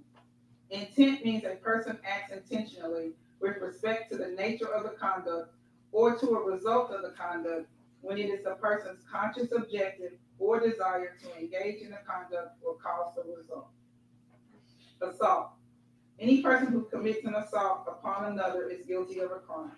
For you to find the defendant guilty of this offense, the state must have proven beyond a reasonable doubt the existence of the following essential elements. That the defendant caused bodily injury to another, and that the defendant acted intentionally, knowingly, or recklessly. Intentionally means that a person acts intentionally with respect to the nature of the conduct or to a result of the conduct when it is the person's conscious objective or desire to engage in the conduct or cause the result. Knowingly means that a person acts knowingly with respect to the conduct or to the circumstances surrounding the conduct when the person is aware of the nature of the conduct or that the circumstances exist. A person acts knowingly with respect to a result of the person's conduct when the person is aware that the conduct is reasonably certain to cause the result. Recklessly means that a person acts recklessly with respect to the circumstances surrounding the conduct or the result of the conduct when the person is aware of but consciously disregards a substantial and unjustifiable risk that the circumstances exist or the result will occur.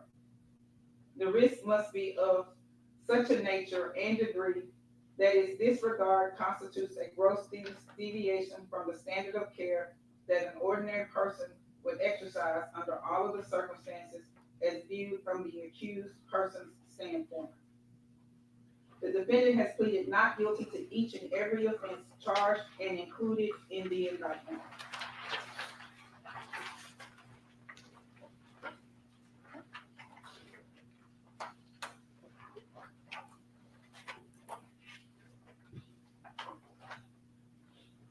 Direct and circumstantial evidence. One type of evidence is called direct evidence, and the other type is called circumstantial evidence. Direct evidence is those parts of the testimony admitted in court which refer to what happened and was testified to by witnesses who saw or heard or otherwise sensed what happened firsthand. If witnesses testify about what they themselves saw or heard or otherwise sensed, they presented direct evidence. Circumstantial evidence is all the testimony and exhibits which gives you clues about what happens in an indirect way. It consists of all of the evidence which is not direct evidence. Do not assume that direct evidence is always better than circumstantial evidence. According to our laws, direct evidence is not necessarily better than circumstantial evidence. Either type of evidence can prove a fact if it is convincing enough. The defendant may be convicted on direct evidence, circumstantial evidence, or both. Criminal responsibility for conduct of another. The defendant is criminally responsible as a party to the offense of first-degree murder if the offense was committed by the defendant's own conduct, by the conduct of another for which the defendant is criminally responsible, or by both. Each party to the offense may be charged with the commission of the offense. The defendant is criminally responsible for an offense committed by the conduct of another if, acting with the intent to promote or assist the commission of the offense, or to benefit in the proceeds or results of the offense, the defendant solicits, directs, aids, or attempts to aid another person to commit the offense. To find the defendant criminally responsible for the act of another, it is not necessary that you find the defendant was present or that the defendant took a physical part in the crime. Encouragement of the principal offender is sufficient. However, mere presence during the commission of the offense is not sufficient to support a conviction. Before you find the defendant guilty of being criminally responsible for the said offense committed by the conduct of another, you must find that all the essential elements of said offense have been proven by the state beyond a reasonable doubt. Accomplice. The prosecution has presented a witness who claims to have been a participant with the defendant in the crime charged. While you may convict upon this testimony alone, you should act upon it with great caution. Give it careful examination in light of other evidence in the case.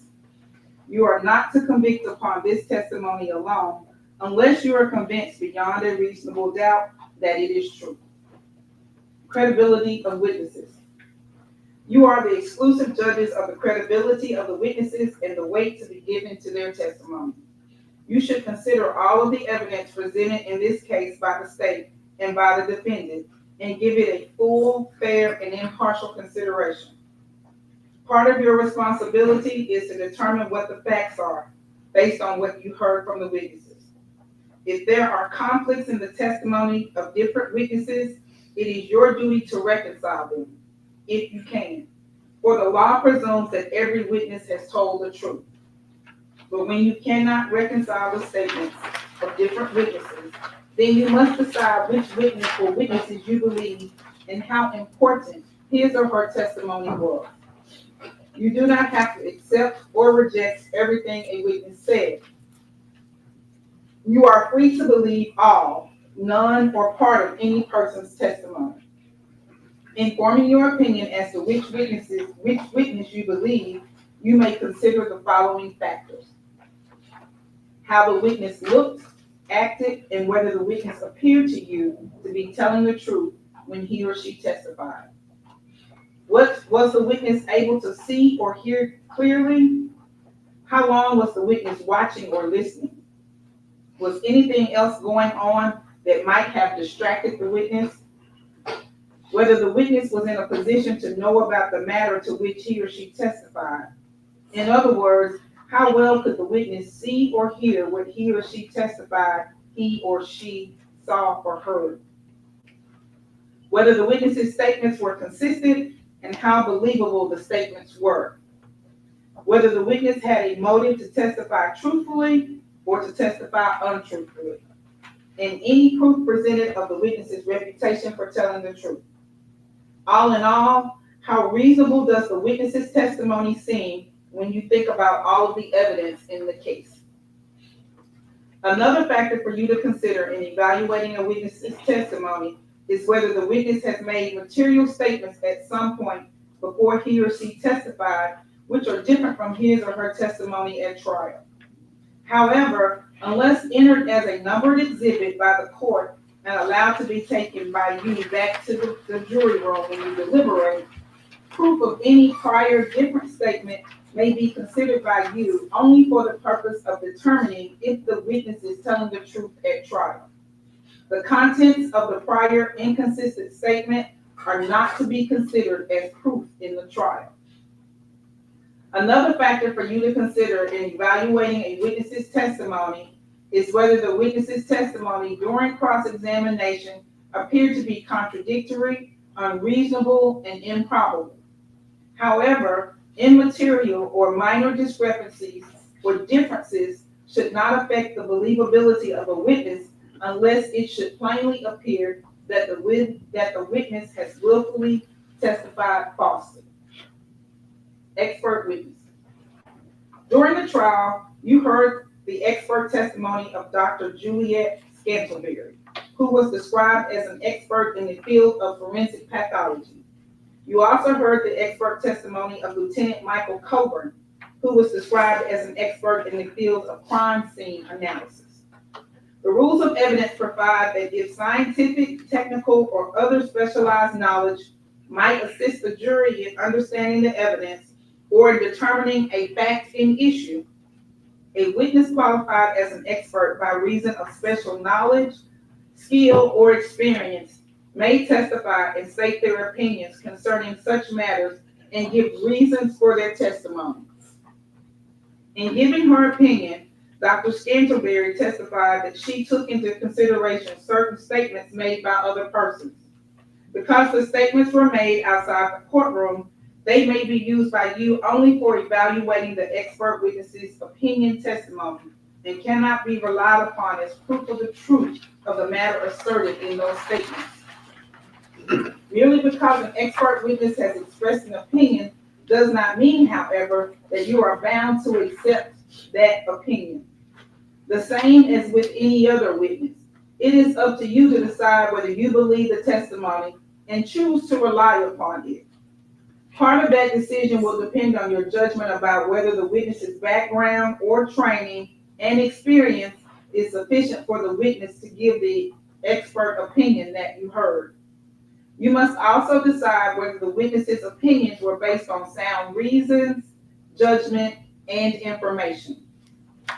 You are to give the testimony of an expert witness such weight and value as you think it deserves, along with all the other evidence in the case.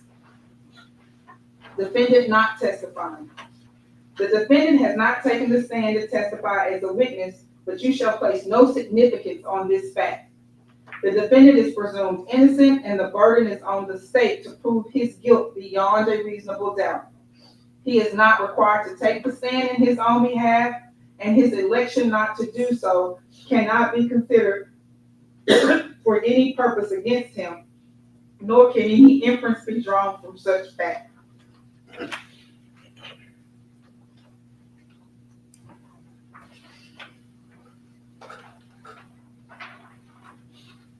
Stipulations. A stipulation is an agreement between the parties. The parties have stipulated in 3 situations that certain matters of fact are true.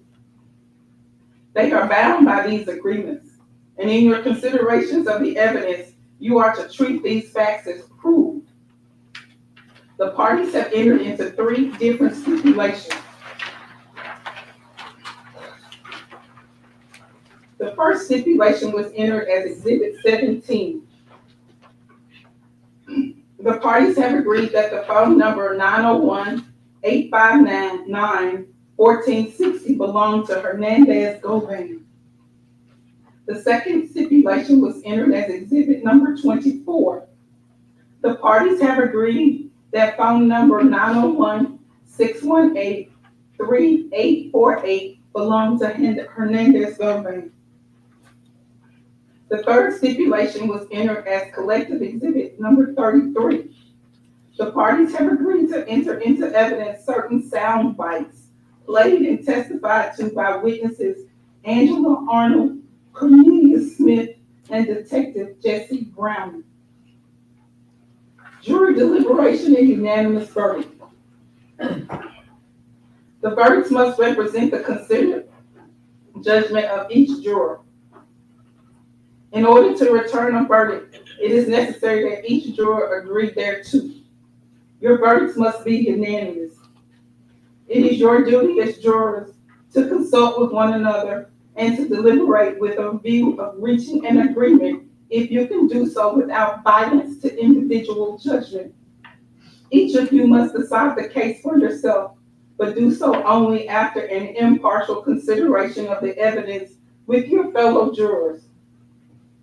In the course of your deliberations, do not hesitate to re-examine your own views and change your opinion if convinced it is erroneous.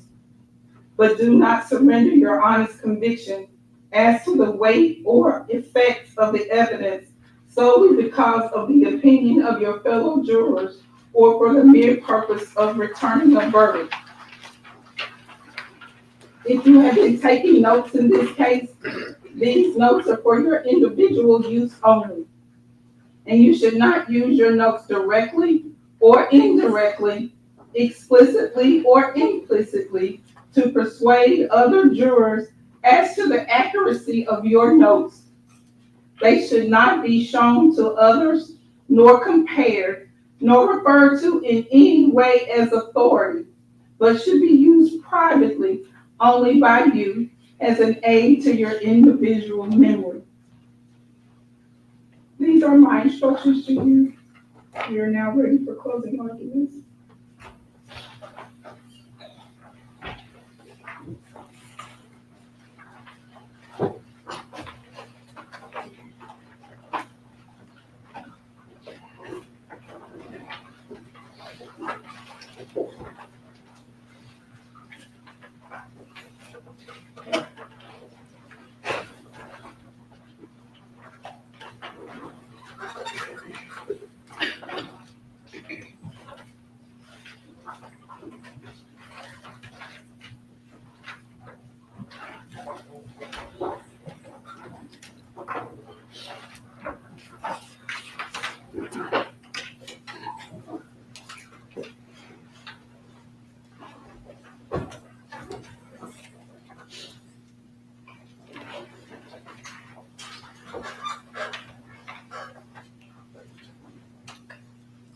Good afternoon. Good afternoon. So earlier this week, you heard me talk about choices. And I warned you, you would hear a lot of evidence, you would hear a lot of voices, you would see a lot of footage, hear a lot of names.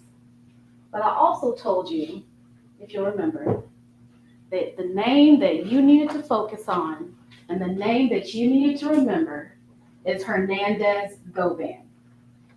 But most importantly, I told you you needed to focus on the consequences of his choices. Hernandez Govan and the consequences of his choices. And the consequences. What were those consequences? Violence, death, and loss. And not just the violent death of a famous music artist, but the violent death of a human being, a person, someone whose life was marked with artistry, community, entrepreneurship. So let's take one last look at how that life ended.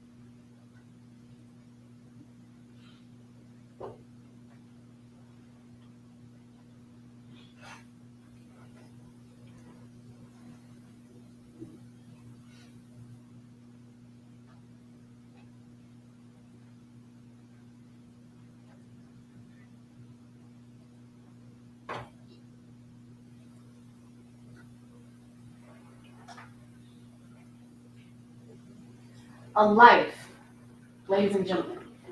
But before I get into how much we've heard this week and what exactly we've heard this week, let's talk about the law, and let's talk about what the judge instructed you. Conspiracy to commit first-degree murder. That's the first count. In order for there to be a conspiracy to commit first-degree murder, there has to be 4 things. There has to be an agreement with one or more people to commit the offense of first-degree murder. There has to be, or number 2, each of the parties to the conspiracy had the intent to commit the first-degree murder. 3, each party acting for the purpose of promoting or facilitating the commission of the offense of the first-degree murder agreed that one or more of them would engage in the conduct which constitutes the first-degree murder. And 4, one of the parties to the conspiracy committed an overt act in furtherance of the conspiracy. The 2 important things about this charge is an agreement and an overt act. And in the jury instructions, you heard that an overt act is done by one or more of the parties in order to carry out the intent of the conspiracy. And it must be a step toward the execution of the conspiracy. In first-degree murder cases, often enough, the overt act is the murder. Count number 2, first-degree murder. A definition of first-degree murder is the premeditated killing of another. Number 1, someone unlawfully killed the victim. 2, they acted intentionally. And 3, the killing was premeditated. You heard in the jury instruction that in order for there to be intent, there has to be a conscious objective or a desire. You also heard about criminal responsibility. Criminal responsibility, that basically means that you don't have to be the person that pulls the trigger in order to be responsible for the first-degree murder. The jury instructions say that criminal responsibility is when someone acts with the intent to promote or assist the commission of the offense or to benefit from the proceeds or results of the offense. The defendant acts, solicits, directs, aids, or attempts to aid another person to commit the offense. Further, they don't have to be present when the offense is taking place. Encouragement of the offense is enough. So let's talk about what we heard this week. We heard first from Erica Thornton. She told you that she is the victim's sister. They were close. And the last time that she saw him was on FaceTime. The next thing she hears that her brother was taken from her. She told you about the person that she knew, the brother that she had, and the life that was lost. A life, ladies and gentlemen. We also heard from Raul Hopkins. He told you that he had been employed with Mr. Thornton for years as his security. He explained to you the tension between PRE and CMG. And he explained to you that CMG wanted Thornton to sign with them, but he didn't. And because of that, there's been tension. He talked about diss tracks. He talked about various acts of violence committed on Thornton. And he told you about CMG and their connections. Well, as you've heard from the testimony this week, Hernandez Govan is affiliated with CMG. He has connections within CMG. CMG was in direct conflict with Thornton and the life and the legacy that he built. Govan had an in with CMG. Govan had a direct conflict with the life and the legacy that Thornton built.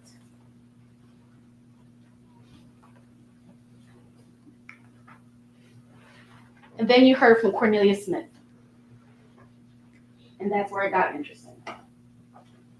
He told you that he met Govan in 2021 through a friend named Bobby Carter. The relationship started out as transactional. Cornelius Smith had a pill problem. Govan provided the pills. But then one day, Govan asks him if he wants to make some money. Smith told you that, of course, he has a drug problem. He has 5 kids. He needed money. So, of course, he wants to make money. And he tells you about several discussions between Govan, himself, Justin Johnson, and Jook.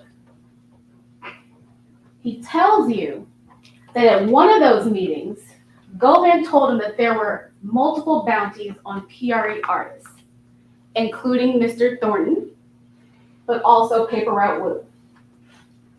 He told you that on one night, he was given guns by Govan. He was given guns by Govan to attempt a hit on Paper Route Wood. He told you that out of the multiple bounties on PRE artists, Thornton's was the highest. Thornton's was $100,000. So of course he jumped on the opportunity. And Smith told on himself. He told you everything. He told you chapter and verse, who was in the room and what was said. And if you're thinking about a conspiracy, who would you want to hear from the most? A co-conspirator. Someone that is in the room, someone who can tell you what happened, what was agreed to, what went on.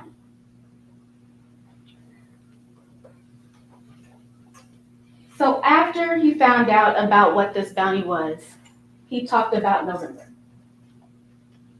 He talked about how him and Justin knew about a turkey drive that PRE hosts every November. He told you that there were a few days where they went hunting. They knew that there was going to be multiple days where the turkey drives were happening. On the 16th, him and Justin Johnson went out hunting. Wasn't successful. On the 17th, he told you that Justin picked him up from his father's house.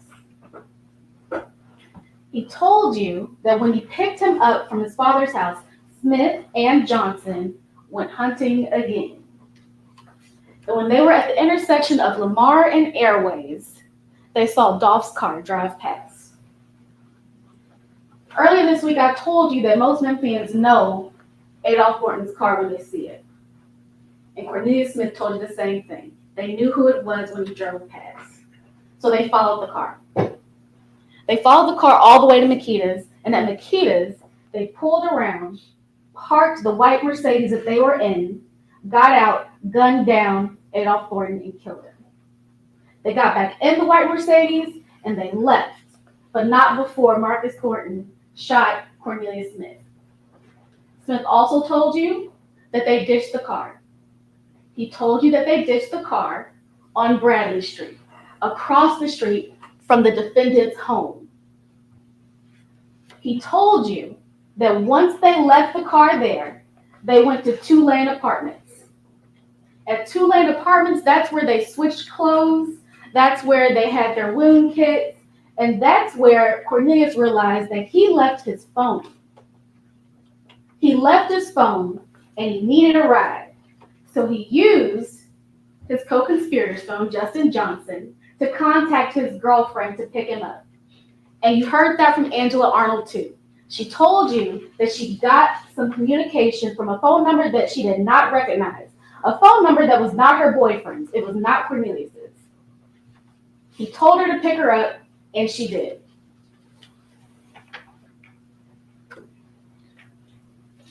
When she picked him up, he got inside the car. He told her that he had been hit.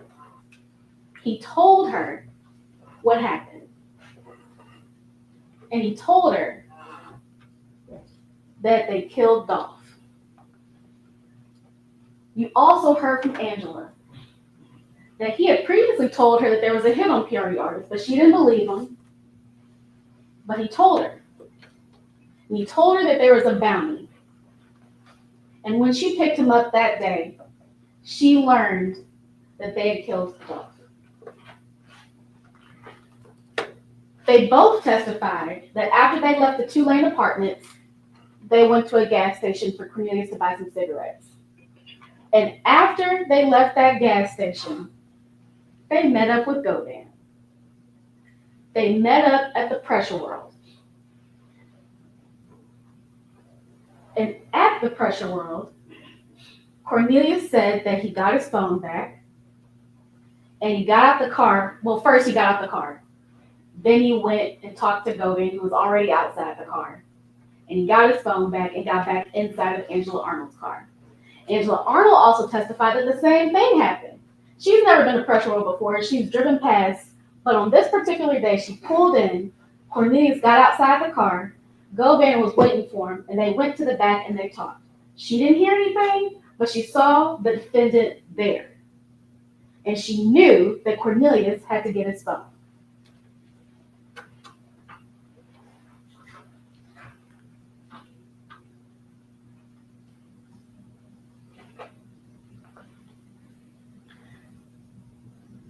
But then, Angela tells us, and she confirms what Cornelius already told you, that they had to get a car cover. She didn't know who the order came from, but she knew that they had to get she knew that they had to get the car cover. And Cornelius testified that he got the cash from Govan to get a car cover. So that's where they went. They got the car cover. But if you remember, Angela Arnold told us that there was some point where she dropped Cornelius off on Bradley Street for him to wipe down the car. She made a loop, she came back and she picked him up. Cornelius told you the same thing. He told you that he wiped down the car. One piece of information given by two different people saying the same thing. And then, if we're going back to what Cornelius told you, he told you that shortly before he was arrested, he ran into Hernandez Govan in the street. They parked their cars, they talked. Govan was worried that that Smith didn't get any money. He told Smith, I'm gonna go to prison. I'm gonna make sure you get your money. Well, of course he wanted to make sure that Cornelius got his money because he had previously asked for a $10,000 cut. He wanted his money too. Angela Arnold told you the same thing. She told you that Cornelius told her about this meeting in the street. She told you that Govan told Cornelius that he was going to go get his money. Cornelius told you that on the day that he was arrested, he was buying cake and ice cream for his daughter on her birthday. He told you how he got arrested. And Angela Arnold told you the same thing. One story, two people who told you the same thing.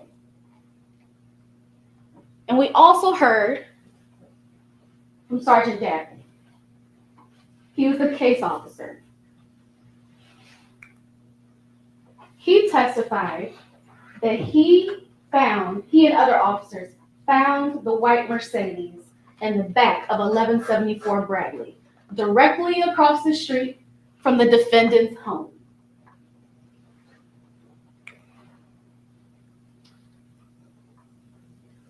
He told you, or he described the description of the car. He went through slide by slide, picture by picture, and told you that this was the white Mercedes that was used in the homicide to kill Adolph Thornton Jr. And then we got to Sergeant Browning. He went back to August 13th. He told you about an attempted shooting or attempted murder on someone named Paper Route Wood. And remember, Cornelius already told you that Govan told him that there were multiple bounties on PRE artists, including Paper Route Wood. also known as Terrence Baker. On this date, 911 dispatch received multiple calls about shots being fired in the area of 3645 Allendale Road. This is the shooting that Cornelius was talking about. The shooting that happened because of the guns that Govan provided. And on this day, there were multiple calls from Hernandez Govan to Justin Johnson, another one of the conspirators. 12 calls or 12 communications between Hernandez Govan and Justin Johnson on the day of the Paper Route Woo shooting. 8 calls or 8 communications between Hernandez Govan and Cornelius Smith on the date of this Paper Route Woo shooting. 4 calls between Hernandez Govan and Anthony Mims, otherwise known as Big Joke, the number 2 person at CMG, on the day of the Paper Route Woo shooting. And then we get to November. We're going to talk about the conspirator communications. Defense will have you believe that there was no communication between Hernandez Govan and the rest of the conspirators.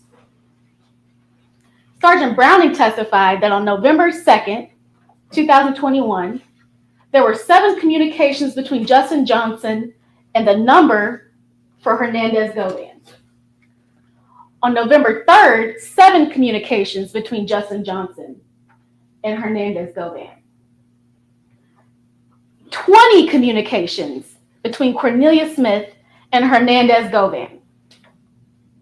On November 4th, 7 communications between Justin Johnson and Hernandez Govan. 2 communications between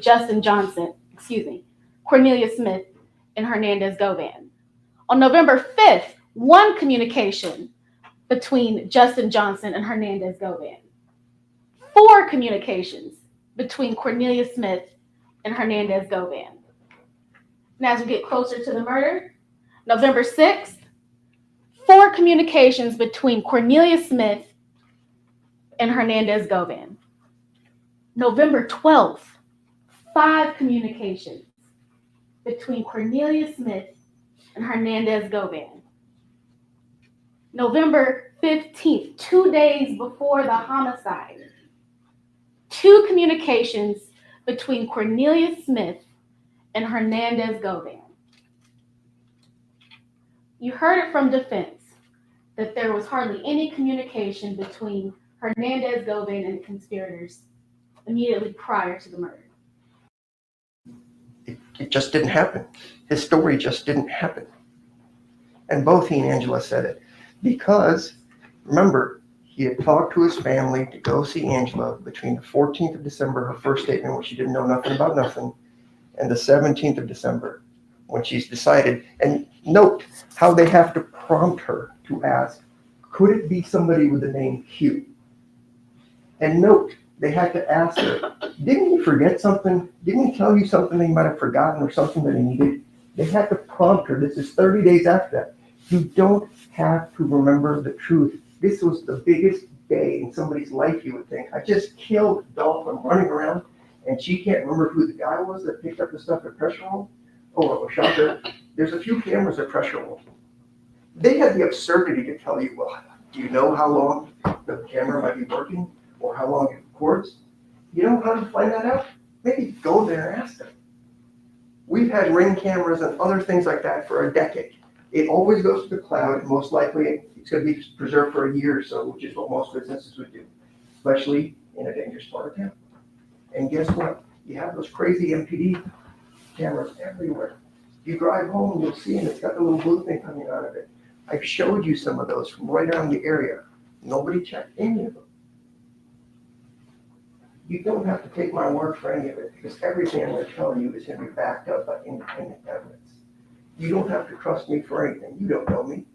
But I want independent proof before I get in bed with a murderer with a machine gun that shot a guy 20 times in broad daylight, and thank God he didn't kill anybody else in that cookie shop. And this is who they're in bed with.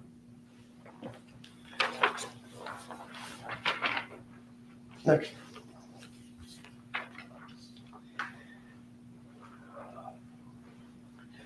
All right. Sorry, I just have to calm myself down.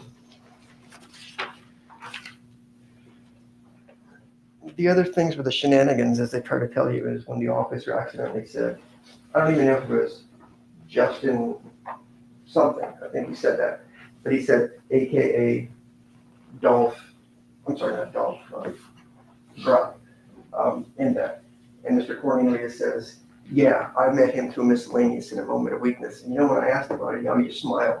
You have murdered somebody, and we're up here chuckling. The government's chuckling with him, and he's laughing at me, making smirky faces, and says, I saw you on TV. That's the behavior you want from a guy that took a machine gun and murdered people. In fact, his definition is, I didn't shoot that many people because sometimes we didn't get the shots off or the gun hit. And you're gonna make a deal, not a single text message anywhere, take my word for it. And oh, by the way, I think he's a federal snitch, but I don't know if I believe that or not because he's never snitched on me. All right, next. And then he also tells Uncle Ron, maybe we should have gone and talked to him, whoever Uncle Ron is, but I'm not a policeman, and I'm not trying to put anybody in prison. That there was a bug on him, that he's a snitch, and so you're gonna have to plan a big old murder. Next slide. So we know he paid for his lawyer, and we know that was a team issue, and you know the absurdity of the prosecutor in the last statement. They're gonna get to go up again and call me every kind of name in the book, which is fine, I can handle it. I will take those arrows for this man that I've grown to care about over the last year and a half, because he didn't do it. They had the audacity to tell you we can't indict somebody that's dead. Should died 2.5 years after all this happened. Remember, Justin Johnson was indicted in December of 2021, about a month after this happened.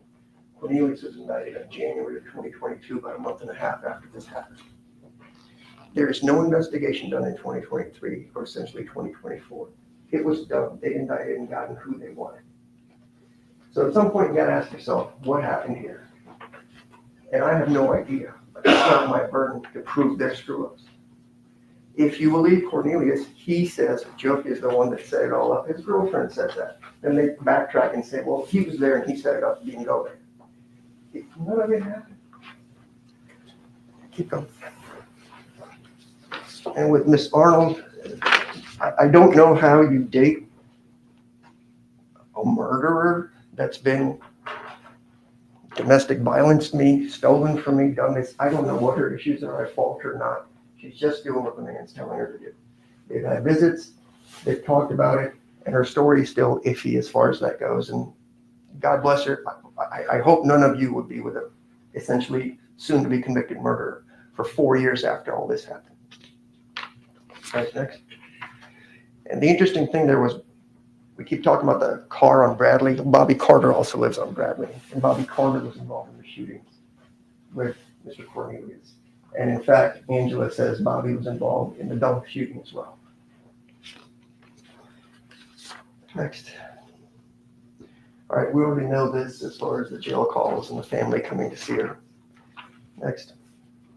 And we also know about the varying amounts of money this whole thing was worth. So now we get to the meat and potatoes of a few things I want you to consider. Remember, the two pillars to this case is you got to believe Cornelius Smith, and the judge has told you over and over again, you have to have that agreement, you got to believe it's out there, otherwise nothing. They've come up with 15 different methods, from murder to second degree to 30, I don't care if it's 47th degree murder, none of this stuff happened. There's no assault, there's no solicitation, there's nothing. So let's talk about the detectives. Next slide, please. All right, so the Detective Browning, the all-powerful Detective Browning, told you that Govan last talked. Oh, I'm sorry, I got my slides mixed up. We know Dabney, who actually I respect and had a nice talk with. He said they didn't do it straight up. Didn't try to sugarcoat it. We just didn't do it. Didn't go to pressure roll to confirm anything this man was saying. Tells you straight up, we didn't go to AutoZone. Tells you straight up, there was no relevant evidence of AutoZone. So there's a mystical receipt that's all crumbling. You can't tell what it is. That's supposed to be some kind of evidence now. And they didn't get around to investigating Joe, who was on Team Cornelius or whatever you want to call it. At least he was honest enough to tell you that. Next. So these are the slides you saw yesterday with Detective Browning. And this is where the evil of it all comes in. He did these call detail records for you. And this slide cuts off at 11:16 at 3:01:17. Right? They stopped it right there. I've highlighted for you. That was the slide. You might wonder, Manny, what's the big deal about that? It's just some phone call to somebody, no biggie, right? Yeah, he's talking to Cornelius here, no problem. But guess what? If they would have given you the full story on the slides where they turn bias you, next slide, you see on the same 11:16 at 5:37:15, this is Jook's number. And he spent a 6-minute phone call. It's not on the slide. I had to pull that off the call data records that you're gonna have a thumb drive. You will never find it or see it because there's thousands of pages of call information out there. But you see, the thing stops up there at 3 o'clock. They don't tell you this part. That Justin Johnson talked to Jook before the murder and also sent him a turkey emoji. If you are a law enforcement officer, your job is to investigate and the facts go where they may. You don't have a job to convict people. That is why I respect Dabney. He made a mistake, he owned it. Browning is a liar, pathological liar through and through. Next slide.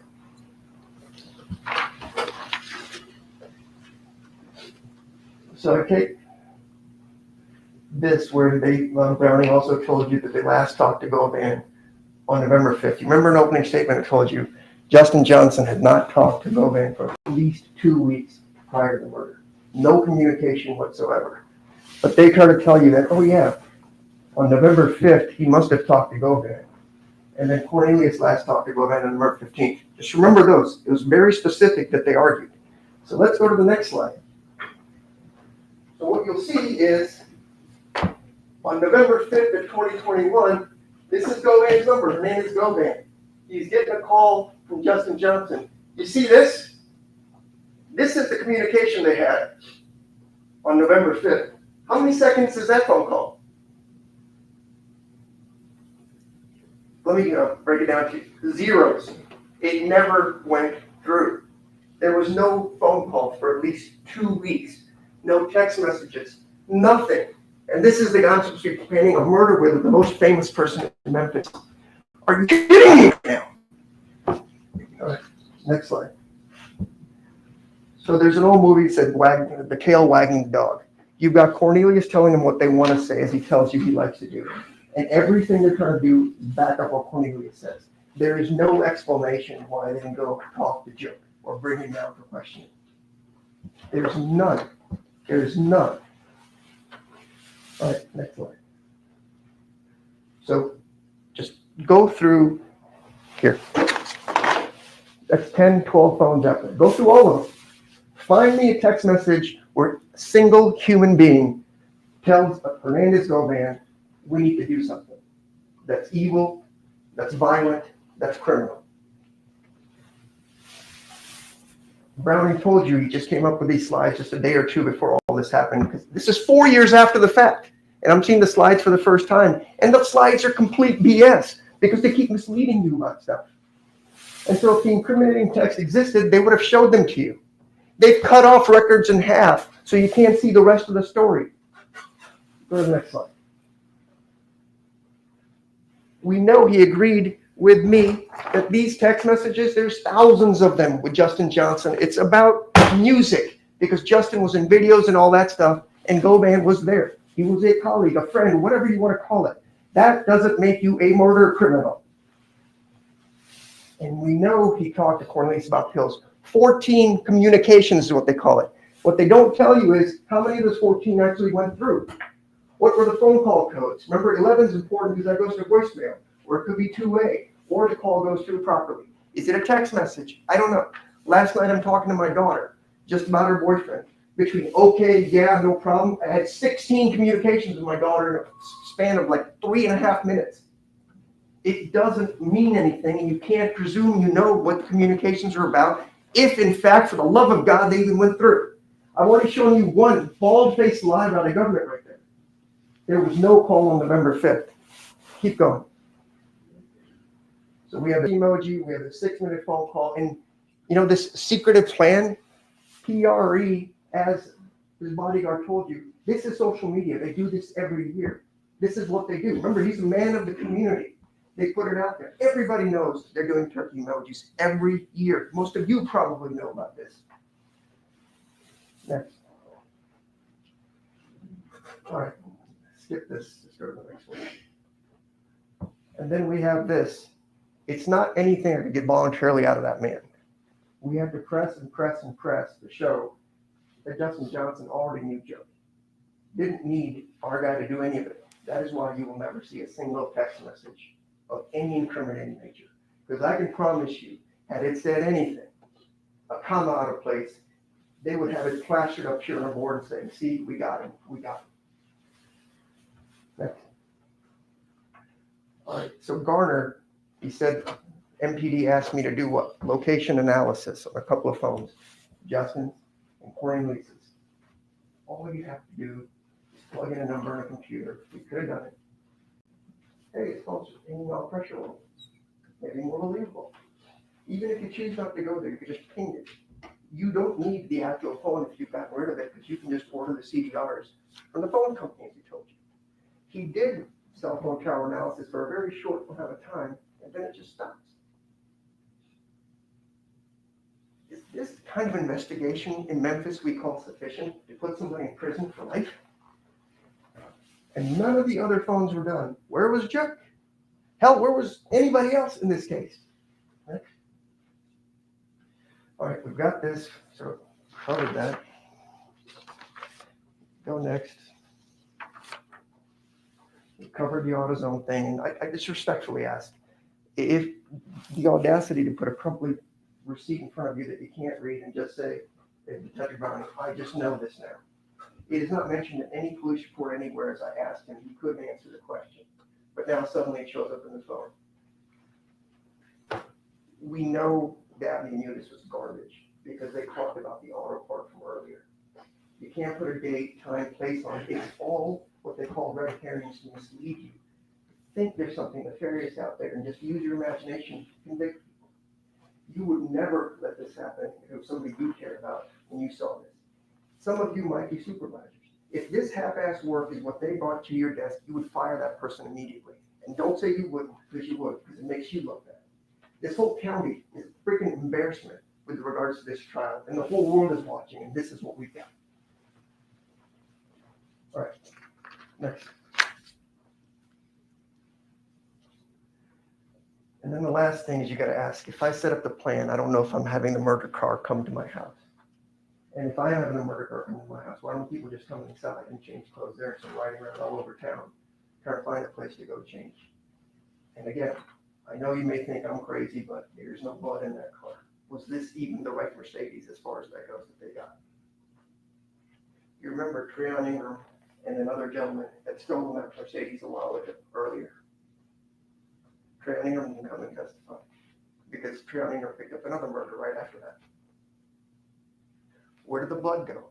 Cornelius told you point blank, no ifs, ands, or buts, and girlfriend. I took bleach and I wiped it down. And the lieutenant from CSI with 28 years of experience says that just didn't happen. Where's Angela's car? Remember, she said he was bleeding all over. Where's the evidence of any of that? All right, next. So all I do is cross my hands and beg you guys, he is your peer. There is no evidence here. You would never accept what's happened in this courtroom in your own personal lives to make any decision of any kind. And he deserves that same respect. There is nothing here. They're going to get to come back up again. Remember, we talked about first impressions. You need to use your minds, your eyes, your ears, and your noses and call the sniff test BS on this whole thing that they're about to give you yet again. There's nothing here. There's no solicitation, there's no facilitation, there's no assault, there's no murder, there's not a text message, there's not a phone call worth a damn, and they aren't telling you the story. Make them tell you, why didn't we investigate Joe? Make them tell you, why didn't we investigate all the people that helped these folks escape?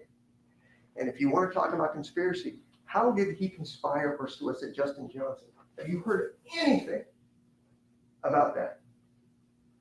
Who's Jamarcus Johnson? You heard a single word out there, they're all together in a conspiracy. All you have is Cornelius's word. He's the linchpin of this whole case, and none of us would trust him. And we sure as hell wouldn't want him much. And then we have phone records that actually make. But if you make it all nefarious and have a sleazy detective get up there and talk about it, sounds pretty good. He didn't do it, but you don't have to take my word for it. He didn't prove it. If this case gets a conviction, then I just need to stop being a lawyer because the system is shot to hell. Thank you.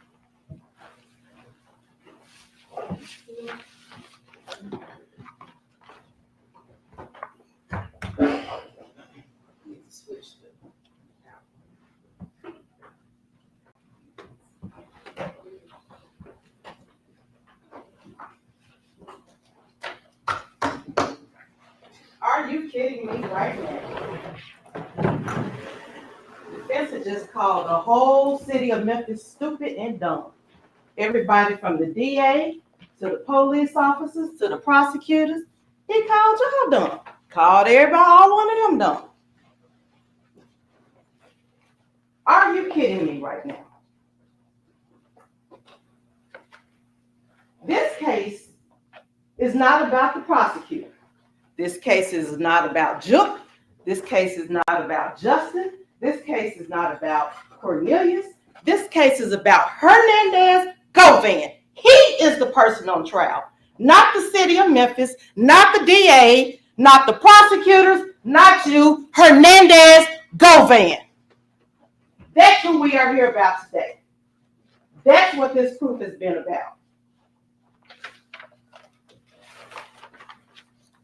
Embarrassed. Who should be embarrassed? Hernandez Govan. He is the person that made the choice to get engaged in this conspiracy. He made that choice.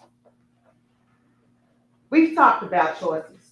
There are a few things in life that we can control, and our choices are one of them.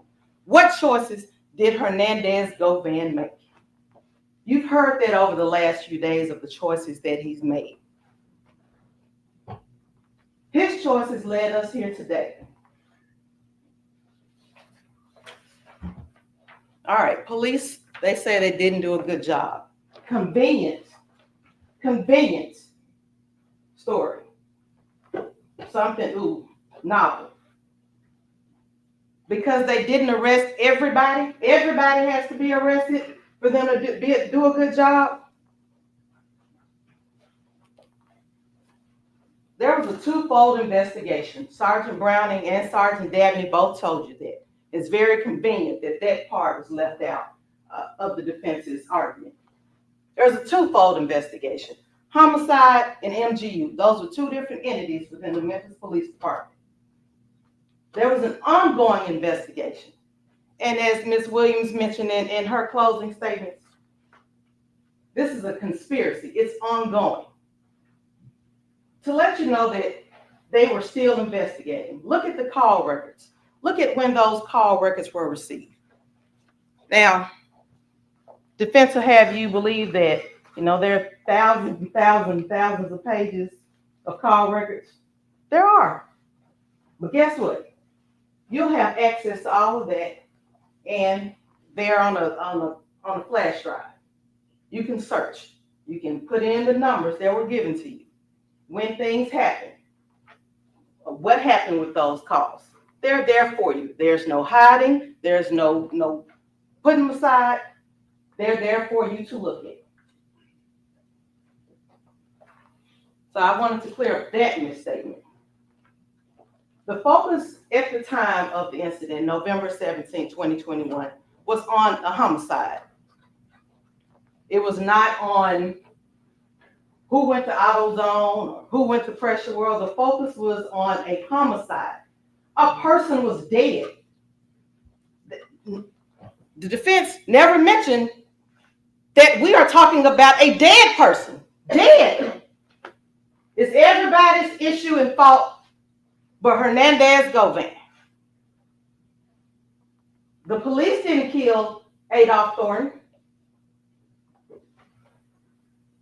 Cornelius and Justin killed Adolph Thornton.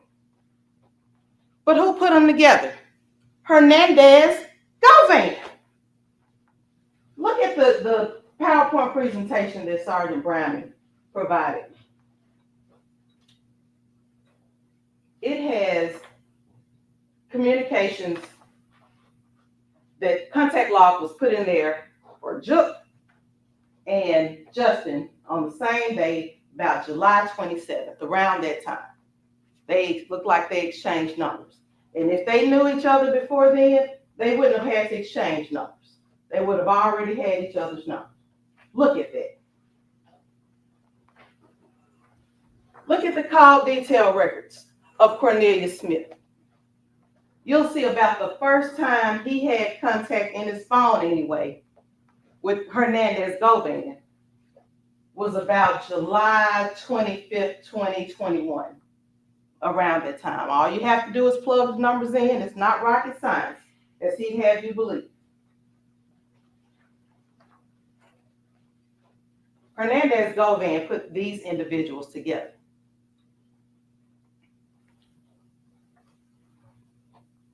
In Govan's investigation, Govan's role in this conspiracy, as far as MPD was investigating, really didn't start until Angela Arnold gave a statement. Now, if we are to believe anything Angela Arnold says, then we are to believe call records, which Sergeant Garner said they don't lie. They're the records. They are what they are. So we can't believe that. We're not supposed to believe Angela either. We're not supposed to believe anything that's happened. The records are what the records are. But they bring in Sergeant Coburn or Lieutenant Coburn. Officers are bad. They don't do a good job. But he wants you to, well, this officer did a great job. Just this one that we bring in. He did a great job. Cornelius will tell you, he didn't just get a whole thing of Clorox and pour it all over the car and wipe it down. He said he sprayed some substance on a towel and wiped. He was still hurt. It was in the dark. He was in a rush. He was scared probably that Govan was going to come out and shoot him or do something because he was across the street from his house. But you want us to, defense wants you to believe that all the officers are bad, they did everything wrong, except that part. The investigation was ongoing. Look at the call records. Look at when they were done. You can still investigate because you want someone arrested tomorrow. It doesn't mean the evidence is all there. At this point, Juk is dead. Bobby Carter's dead. Joshua Taylor's dead. We can't arrest them. We're not digging them up from the ground. They are dead. That point is dead.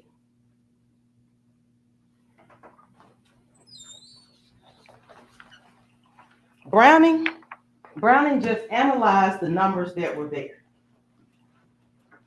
Garner said the records are what they are. They come from the phone company or from the phone. All Browning did was analyze it to say, hey, these many calls came from this individual, this many contacts. That's all Browning was brought here to testify about. But because those records show Hernandez Govan communicating with the conspirators throughout the summer, throughout the fall, from July until November, well past November 17th, at least November 20th of 2021, oh, Browning's a liar too. And when all he did was analyze the records were made by Mr. Govan.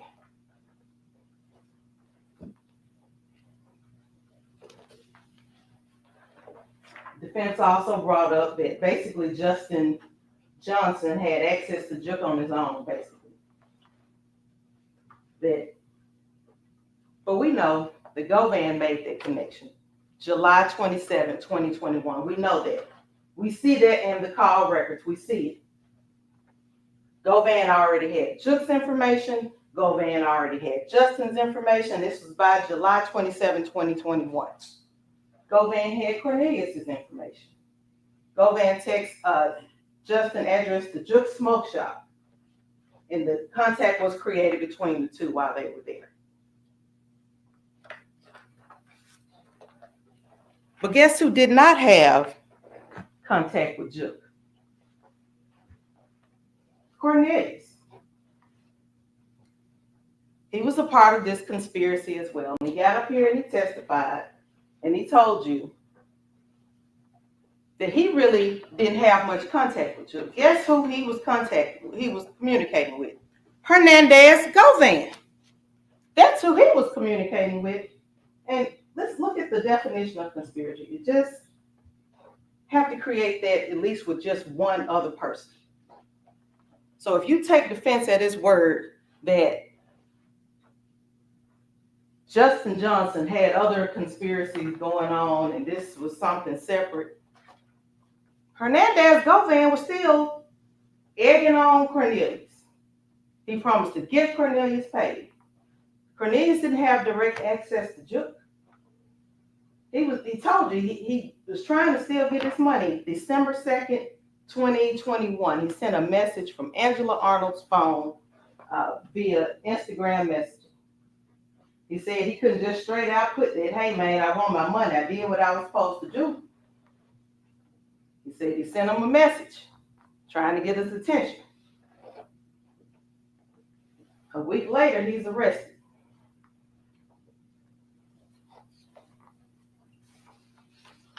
But Hernandez Govan was the link between all of them. Hernandez knew Juke.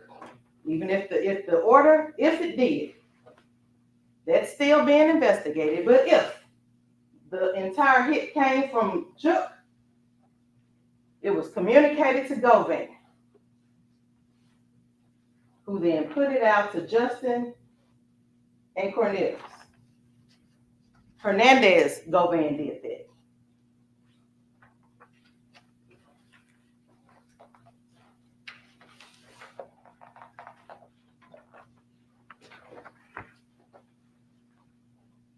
The defense also makes the assertion that for 2 weeks, Hernandez Govan didn't have any kind of contact with any of the people who did the killing. He didn't have contact with Cornelius.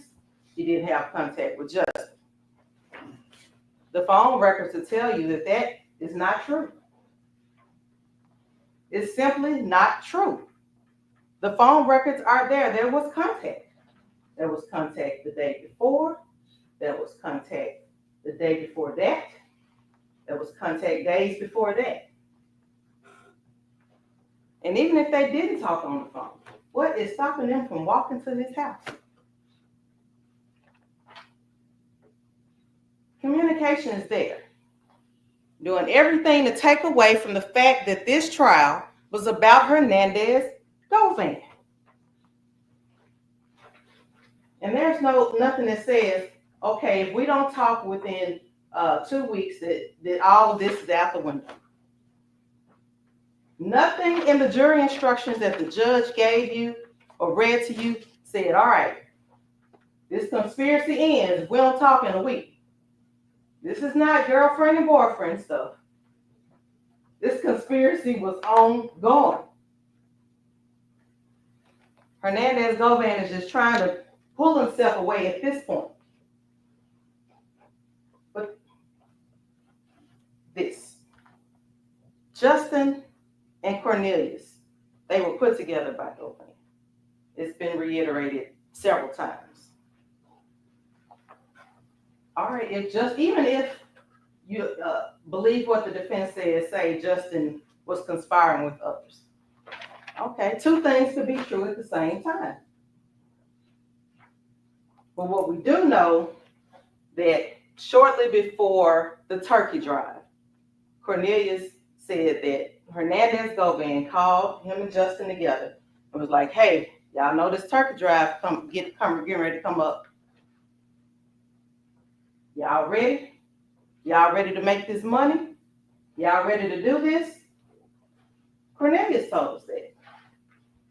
The call records, they show that there was some communication shortly before the turkey drive, the week before Thanksgiving.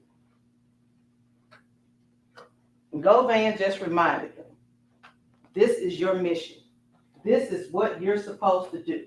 If you want this bread, you need to make it happen. You need to make sure that you take care of that family that's been out there. You need to make sure this is what you do. So Justin chose, even if there were other conspiracies, just if there were other conspiracies on the side.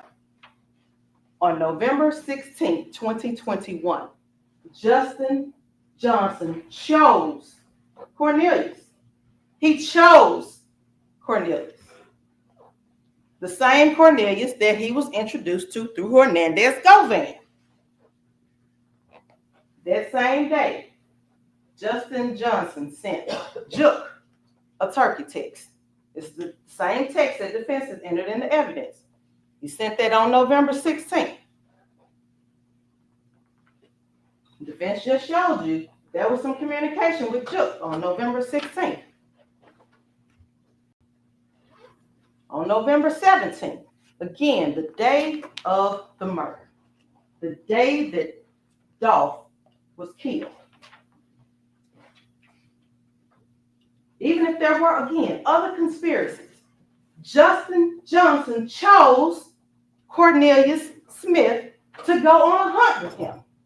He chose to go on a hunt with him. He chose him the day before. He chose him on the day of.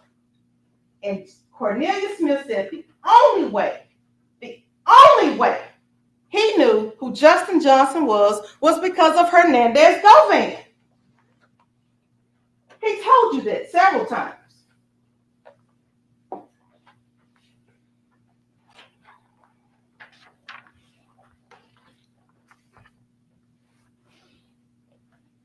Then we talk about Cornelius. Let's talk about his testimony. Cornelius was the state's witness. Prosecutors are probably not going to be hard in screaming at their own witnesses. The point is to get the witness to talk so that you, the jury, can understand what's going on. They're a witness. Cornelius, at this point, has already testified in a previous trial. He has no reason to come in here and lie to you about what he did. He said and told you, as you watched the video of the murder of Adolph Thornton, he told you, that's me with the big gun and killed him. Now, if any part of that is if he's to lie about, why lie about him killing somebody? That's where you lie at. He didn't lie about that. He told you. I mean, I did it. But I wouldn't have known Justin Johnson except for Hernandez Govan. And he put us together to get this done.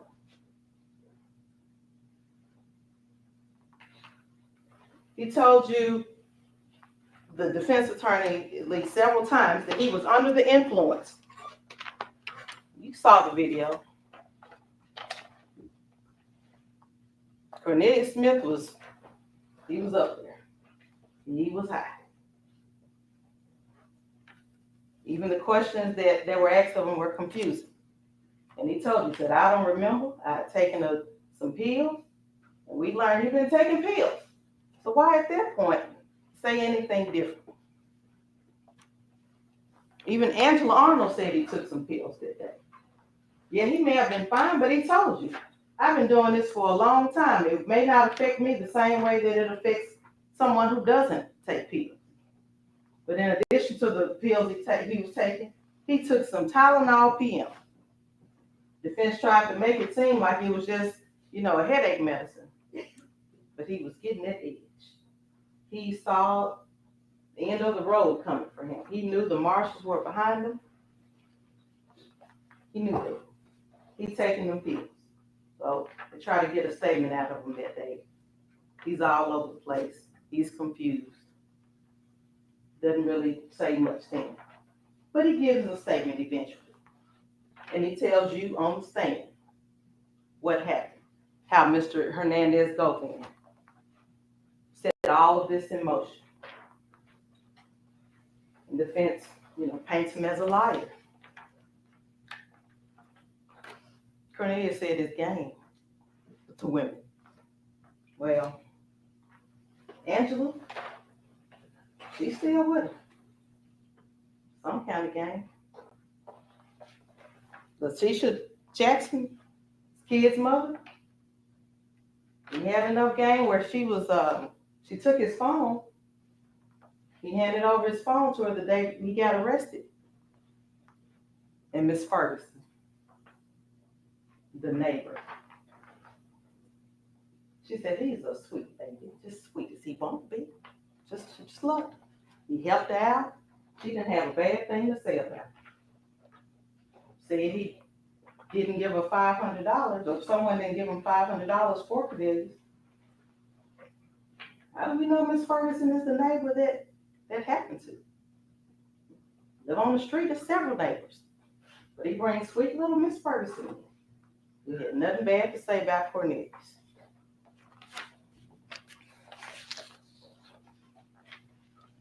Cornelius, this testimony was backed up by Angela, by the evidence and phone records,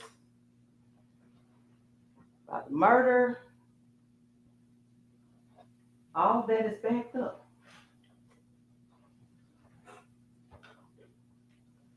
Okay, you have looks like an AutoZone receipt in a picture of it,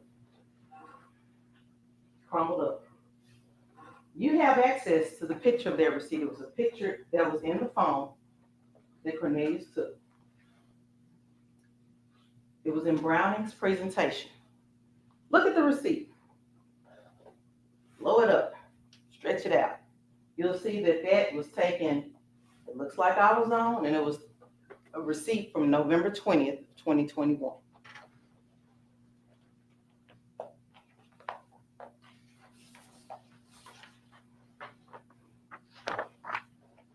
In the end,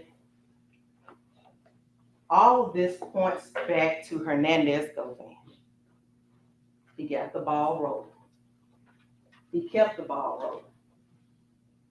He kicked the ball in the end. He introduced Cornelius Smith and Justin Johnson for the purpose of taking out members of PRE. One member of PRE being Adolph Thornton. That's where the conspiracy started.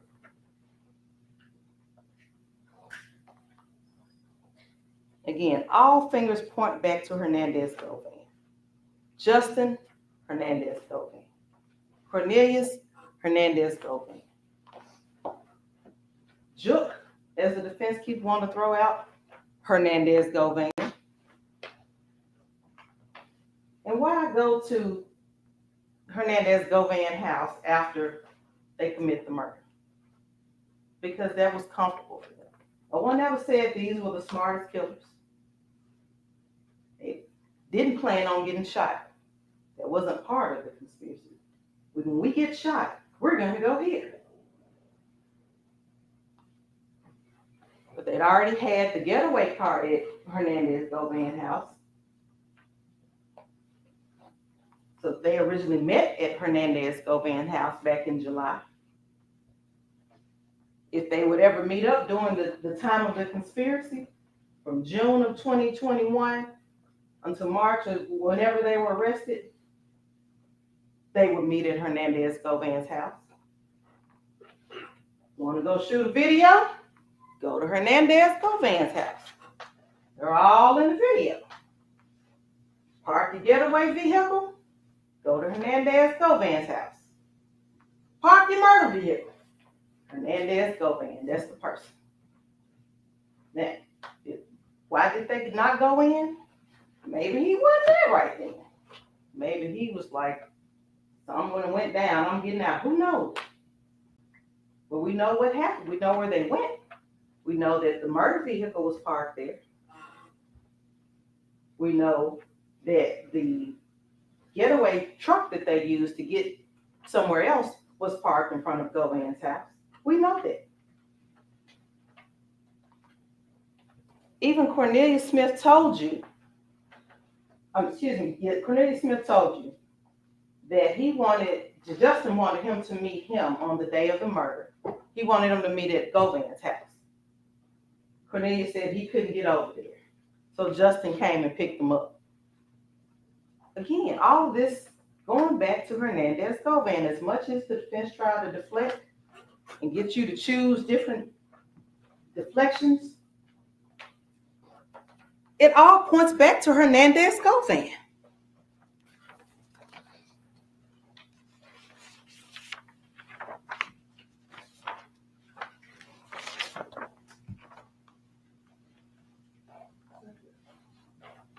Hernandez Govan had choices. He chose to bring Cornelius and Justin together. He chose to encourage them to have a hunt, to go on a hunt.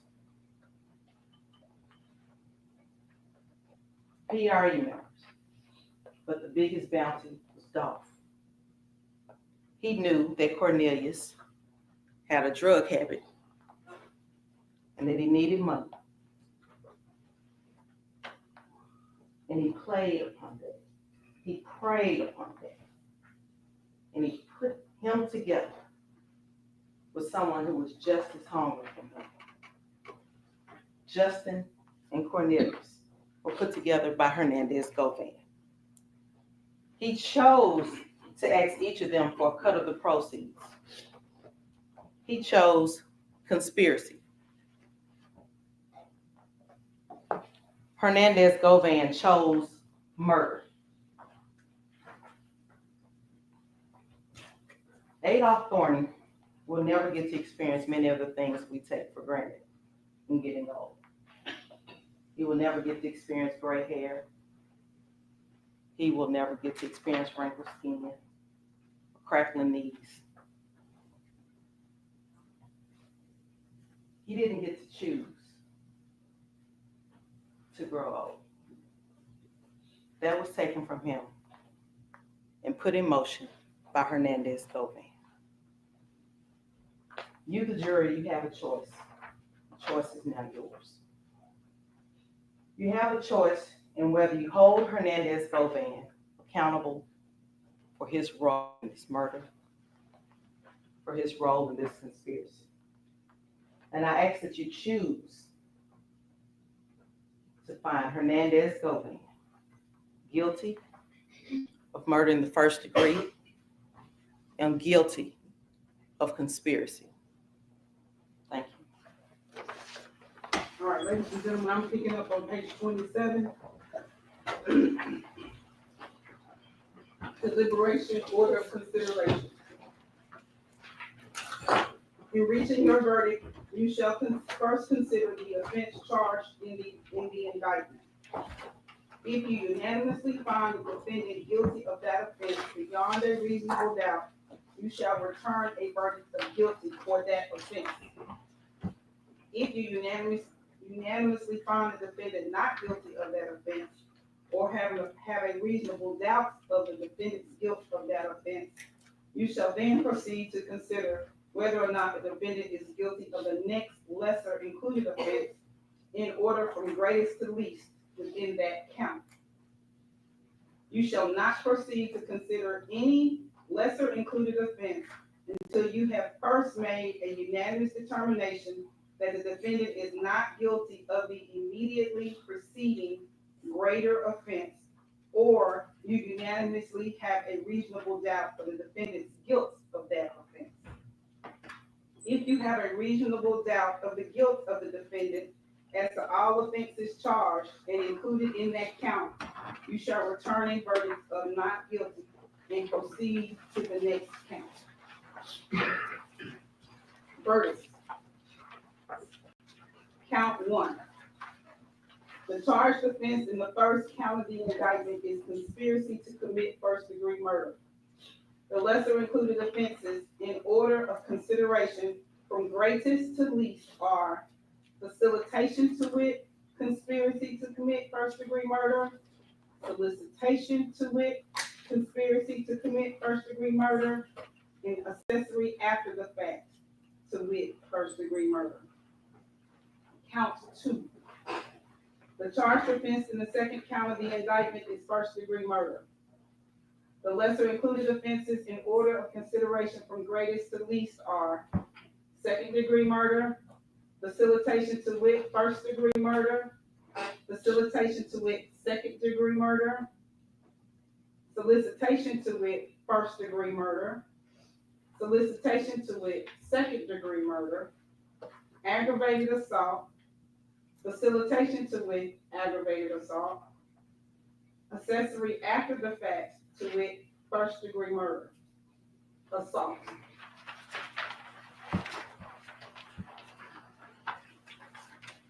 Count 1. When you retire to consider your verdicts, you will first inquire whether the defendant is guilty of conspiracy to commit first-degree murder, as charged in count 1 of the indictment. If you find beyond a reasonable doubt that the defendant is guilty of this offense, your verdict will be: we, the jury, found the defendant guilty of conspiracy to commit first-degree murder, embraced and included in count 1 of the indictment. Check the corresponding box on the verdict form and sign one of your names as foreperson. If you unanimously find the defendant not guilty of this offense, you will next inquire whether the defendant is guilty of facilitation to wit, conspiracy to commit first-degree murder, as embraced and included in count 1 of the indictment. If you find beyond a reasonable doubt that the defendant is guilty of this offense, your verdict will be: we, the jury, found the defendant guilty of facilitation to wit, conspiracy to commit first-degree murder, embraced and included in count 1 of the indictment. Check the corresponding box on the verdict form and sign one of your names to the verdict as foreperson. If you unanimously find the defendant not guilty of this offense, you will next inquire whether the defendant is guilty of the next lesser included offense in order of consideration from greatest to least. If you find the defendant is guilty of a lesser included offense, your verdict will be: we, the jury, find the defendant guilty of, placing that offense in that blank, embraced and included in count 1 of the indictment.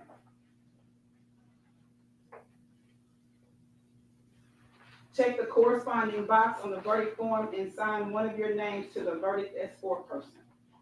If upon all the proof you have a reasonable doubt of the defendant's guilt of the offenses charged and included in count 1 of the indictment under the law defined and explained to you, it is your duty to acquit him, and your verdict will be: we, the jury, found the defendant not guilty as to count 1. Check the corresponding box on the verdict form and sign one of your names to the verdict as foreperson. Count 2. You will next inquire whether the defendant is guilty of first-degree murder as charged in count 2 of the indictment. If you find beyond a reasonable doubt that the defendant is guilty of this offense, your verdict will be: we, the jury, find the defendant guilty of first-degree murder as charged in count 2 of the indictment. Check the corresponding box on the verdict form and sign one of your names to the verdict as foreperson.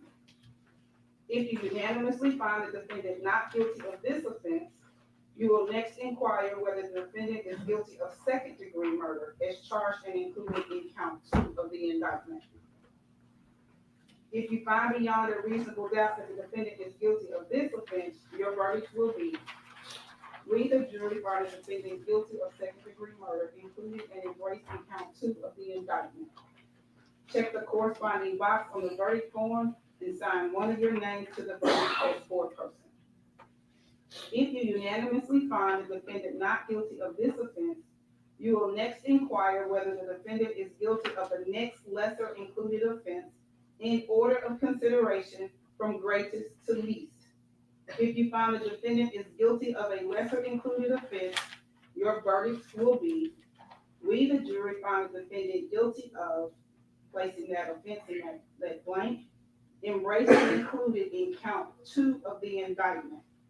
Check the corresponding box on the verdict form and sign one of your names to the verdict as foreperson. If upon all the proof you have a reasonable doubt of the defendant's guilt of the offenses charged and included in count 2 of the indictment under the law defined and explained to you, it is your duty to acquit him, and your verdict will be, we, the jury, find the defendant not guilty of count 2 of the indictment. Check the corresponding box on the verdict form and sign one of your names to the verdict as foreperson.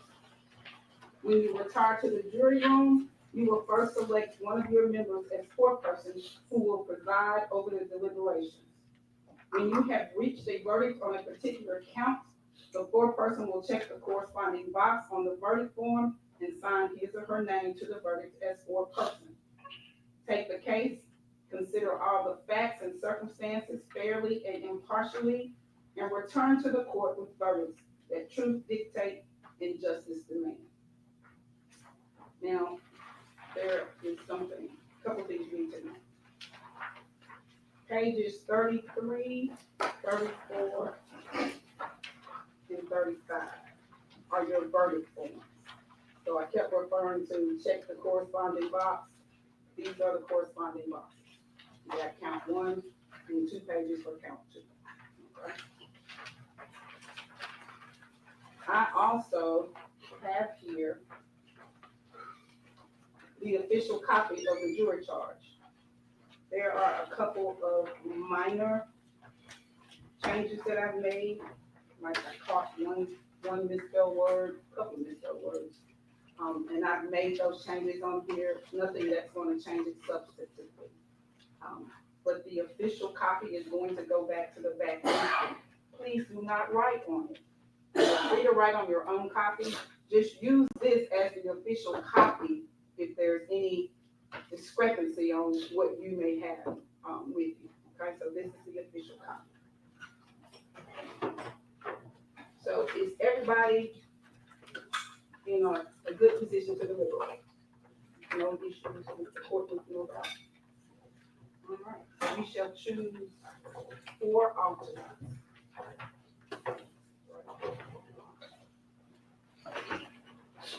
Once again, all of the exhibits are going back to the back with you. You will be provided a computer, a blank computer that you can use to look at any of those zip drives if you like.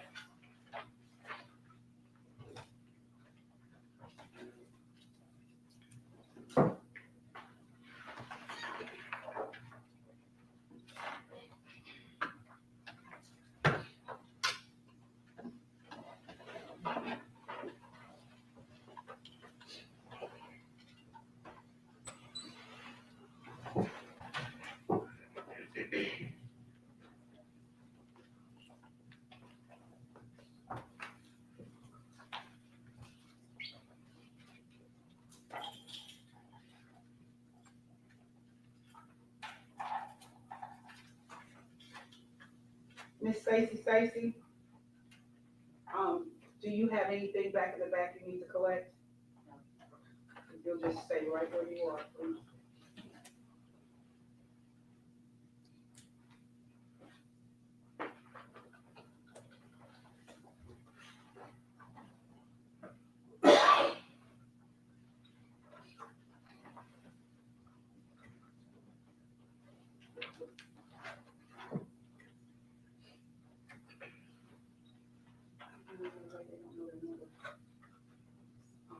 Ms. Wilkes, ma'am, do you have anything back in the back?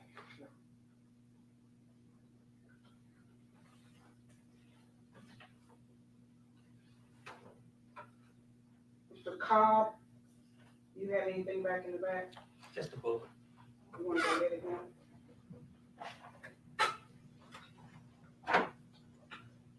Mr. Ayers, do you have anything back in the back?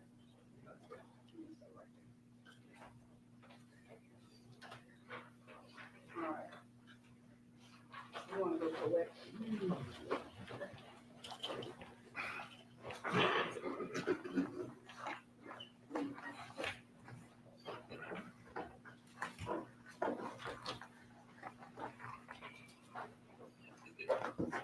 If you have any questions, please write them down and turn on the light.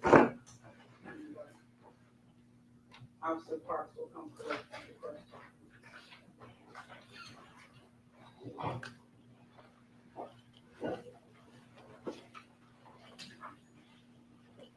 You are excused to deliberate. Alternate stand.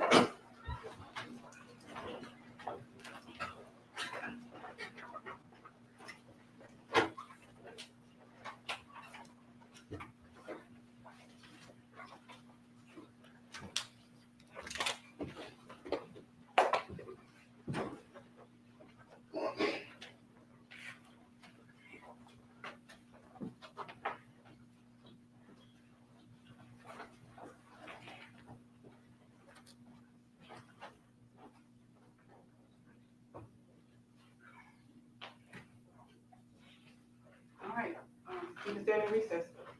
Let's not agree, Christie. I always just show lawyers this.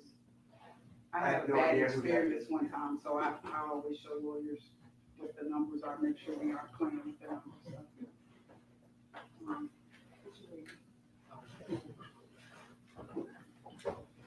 All right.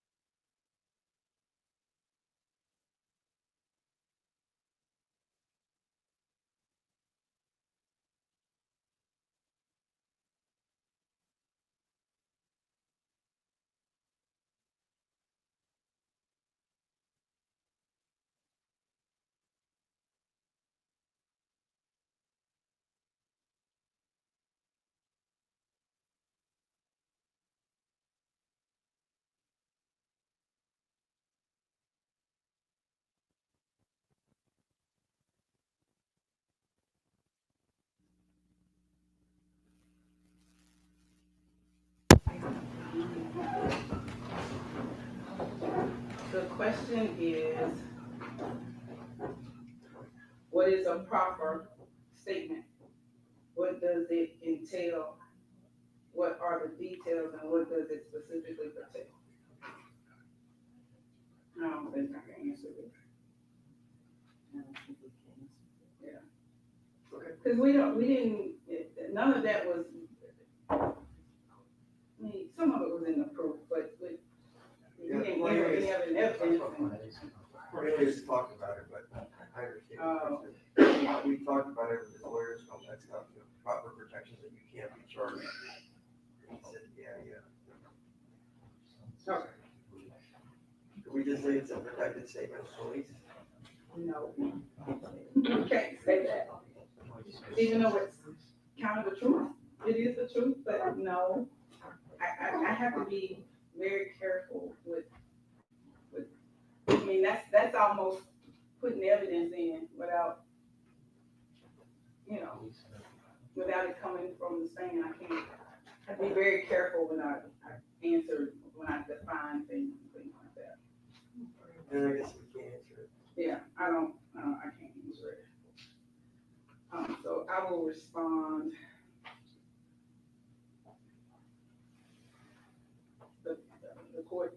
The court can't answer these questions.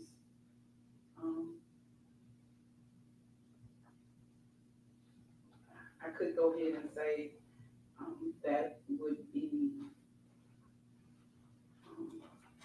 admitting evidence without a witness to do so, or I could just say I can't respond and, Okay. they're not gonna like it, but they'll be all right.